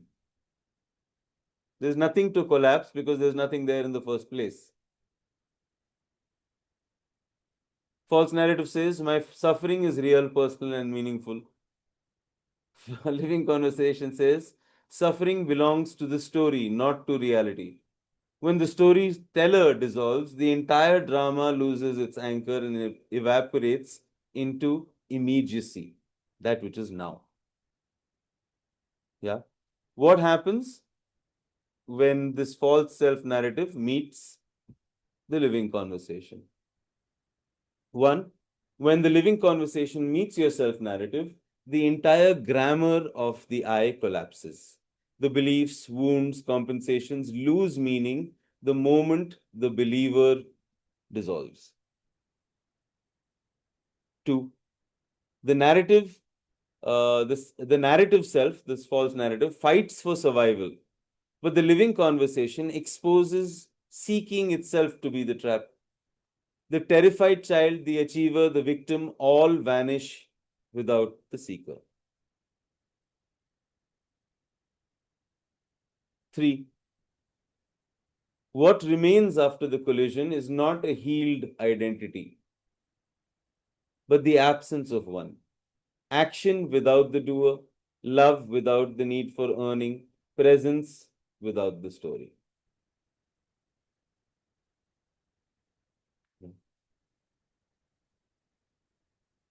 So, what Seneca says is, throw me to the wolves, and I will return leading the pack.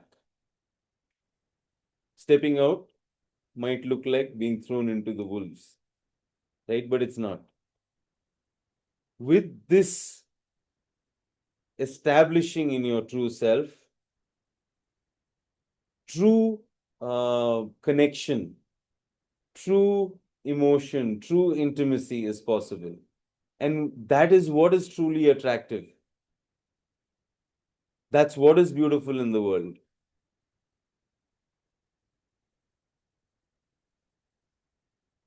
Huh?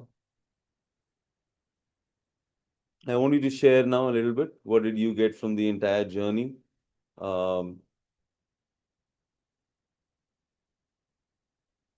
I want you to also share from the homework, because there were those few exercises that I had given, especially about the acknowledging people, whether it's doing a thank you or giving a compliment.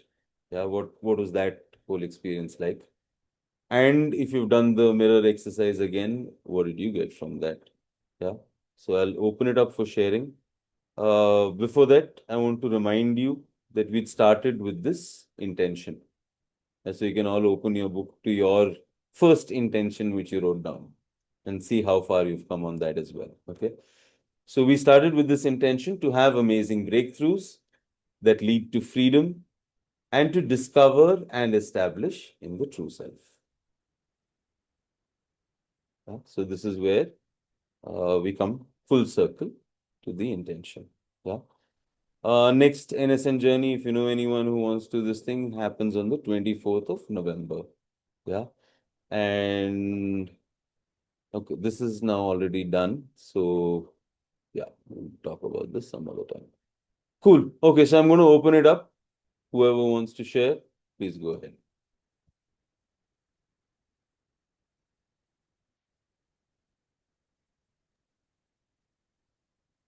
So for me, it has always been reflective and a lot of breakthroughs in the sense, especially on the closure aspect. That was the aha moment for me.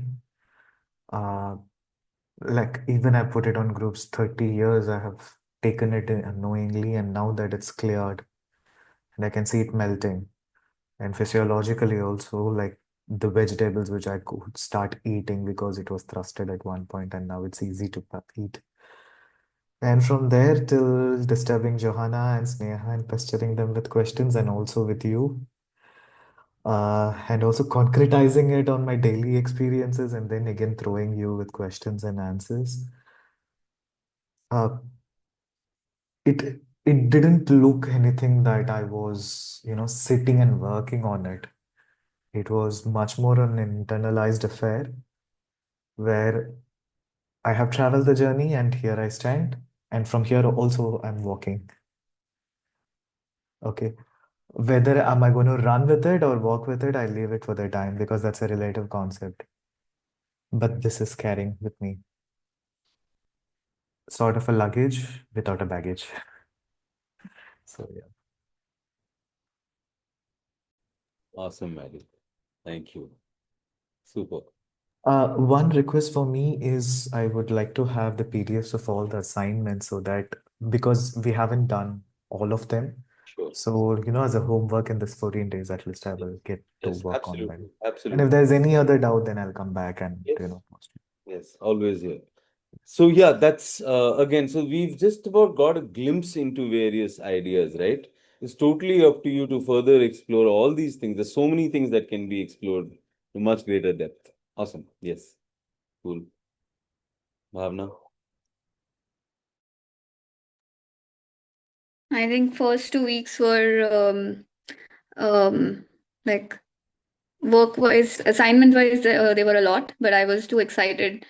I like collecting information, and it was interesting for me to see where and what am I doing in my life with it. But I think this week was very difficult with the whole um, closure conversations, and I think also I fragment and I dissect everything. I don't see one whole thing as one thing. So that, and I think all my past stories are now ending up in one line. So yeah, I think all my stories are created because of just one insecurity. So I think even that is an illusion which I am not, which I have not come to uh, acceptance with yet. But yeah, but I know it as of now. And yeah, like I think last 3 years for me in terms of seeking was like a really long journey. Um, and I said it in the start also that this will be my last, like the workshop I'm attending before I move to the next part of it. And I'm actually going for a theater thing, like next week itself. So I think for me it's also um, yeah, I'm good with stories and narrating, and I like writing my own inner mythology for everything. But now I'm moving more towards feeling of it and not creating stories and stories out of it. I think I got really good at creating stories. Um, so I think I'm very excited for that part of it. And yeah, I think I've always been very academic person and very serious, and I've played that role fully. So now I want more of a playful person thing. So yeah, I think I'm motivated towards it. And yeah, I don't have any creative pursuits, is what I feel like. Even the music, and even though we dissected it, I realized that I kind of forgot the point of enjoying it at some point. So I want to do more of that. And yeah, I want really to take up some creative pursuit, is what I think. I feel like that is something I'm missing out on. And art is like philosophy and psychology is okay, but I was more interested in the art, movies part of it. So yeah, it was really interesting for me to go through that pathway. And yeah, that's all I guess. Thank you. Awesome, Bhavna. Thank you. Yes, Maddie, you want to say something? Okay, one more thing which I wanted to clarify. Hmm. I read through the works of Blavatsky and H.P. Blavatsky and Alice Bailey's and the Walpole's, uh, Esteras and those, which talks about the evolution, the fundamentals of humanity in the future worlds, or how it was on the cosmologies, etc. Theosophical societies works. Uh, Now the point is there a reconciliation between these two, or you're going to leave that for me to explore? Don't give the option two. I'm giving the option one for the choice of it. No, but the thing is, how do I, because this validations and this challenges and this counter questionings and all that. So how do I deal with this? Because these kind of dictations, which is slightly reflective and also not able to stand somewhere, because they talk about a theory of evolution of so many years. Right. How do I reconcile or Sure, how do I sure. handle? So the moment we take on the let's say the what is it called, the testing stone of living conversation, this discernment becomes very easy. So everywhere you will find the living conversation. You'll find whether it's there in Christianity or it's there in Christian mysticism, it's there in Sufism, it's there everywhere. Yeah. Does a theory further strengthen the idea of the false self, or does it attack that idea? And that's the discernment. Okay. Yeah. Is it adding on to this false me, or is it challenging that false me? Okay. That's the discernment. And where we don't know, because as they talk about the future of humanity, etc., Yes. false me or even me, Yes. how we don't know, right? No, it will become clear if you look at the entire thing through that lens. Is it asking me to further strengthen my story with another framework? Hmm. Yeah. Or is it asking me to abandon the story of me? Okay. Yeah. In Sufism, the concept is fana. Right. Yeah. To dissolve the me. And that's truth. That's beautiful there. Yeah. Hmm. In the Bible, he says, the Father and I are one, dissolving the me. Wherever you see this, that's the truth. Then, of course, you'll see how it travels in the world, and you'll know that people who don't get it are talking about it, and then that's lost. They fixate on rituals, on order, on hierarchy, because they don't get it. Yeah, Okay. that I'm there already. That's Hmm. again the test. Is this theory suggesting that I need to do something to get there? Then that has to be rejected. And there we have to become ruthless. Okay. If it's suggesting there's a path to get to to what I already am, then that's ridiculous. Why would I accept such a theory? Hmm. Got it. Yeah. But if there is something like a sadhana or stuff which has been prescribed, So that's okay. So it's like this.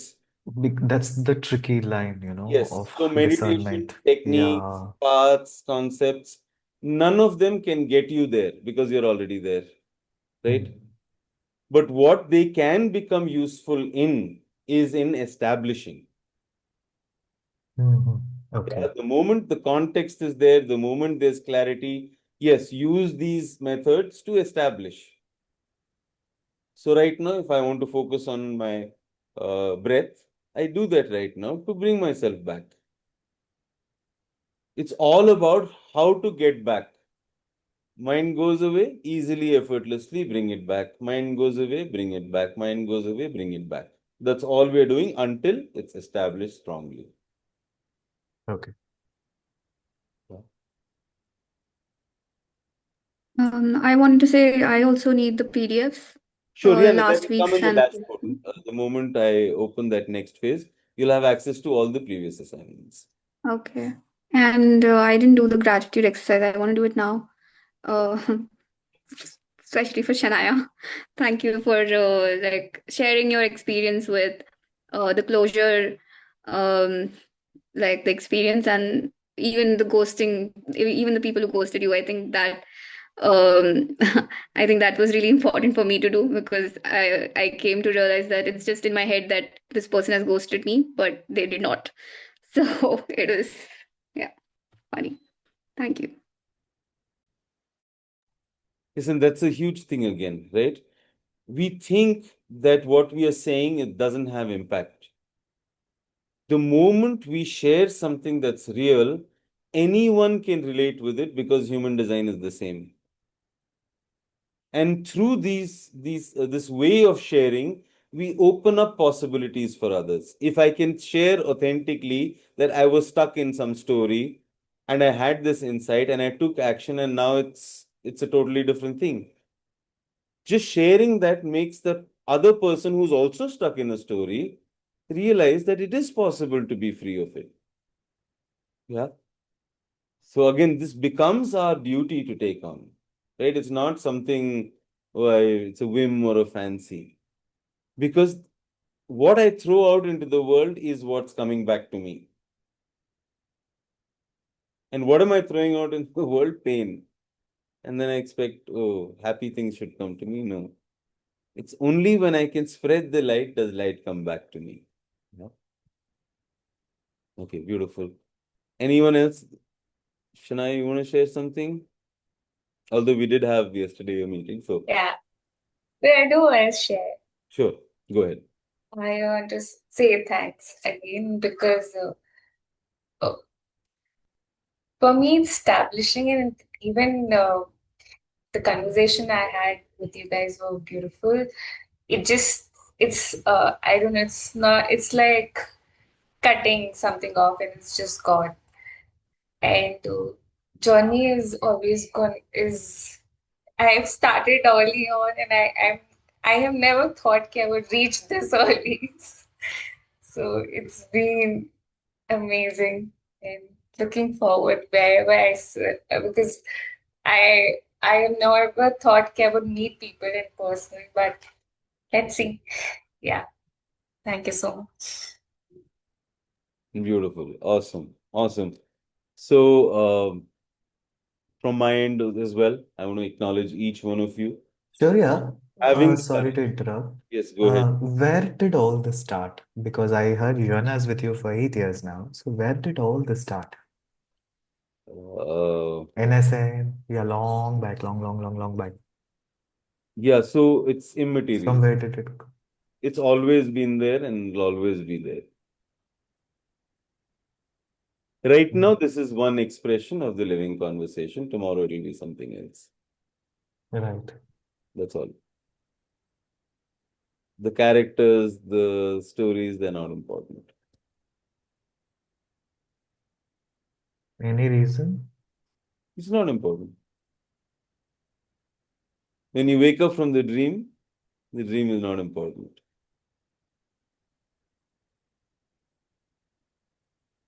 Hmm. But someday over coffee, I'll tell you the story. Ah. But But it's, there is no coffee. It's dinner time today. if I say something else tomorrow, you have to slap me. The person is not important. Hmm. If I tell you you have to keep a photo of my feet in your puja room, you have to Yeah. slap me if I say that. Yeah? Hmm. No, anyways, I'm not giving you credit for that. But still, Yeah. So yeah, no credit, no blame. Okay. yeah. Uh, okay. Firstly, I want to thank all of you uh, for the courage to take life on. Yeah. And continue with that. Continue with this courage. Because the more courage, the more things open up for you. Yeah. Also, I want to thank Joanna for holding space, being there. Yeah. So this space has been, people coming, putting in something, contributing in some way, and really, receiving through that as well. Yeah. So wherever, you think you can contribute in some way, that'll be great, right? Because it's not like we have $1 million budgets for advertising or something, right? And then, yes, of course, I want to thank Sneha, who each time takes it on. There's nothing, right? It's zero. Who's going to come in the next batch? Don't know. But she takes that on, this is going to get created.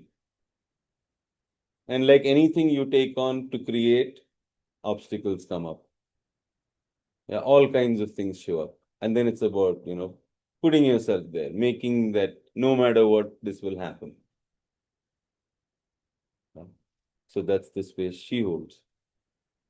Cool. Awesome. With that said, I'll let you know either next week or the week after that. We'll meet on one of the Saturdays and do a little follow up just to see what all you've made real, which stories you've got caught up in. Yeah. Cool. Okay. Awesome. Chalo then. Good night. Take care. Bye bye. Good Good night. night. Good night. Bye.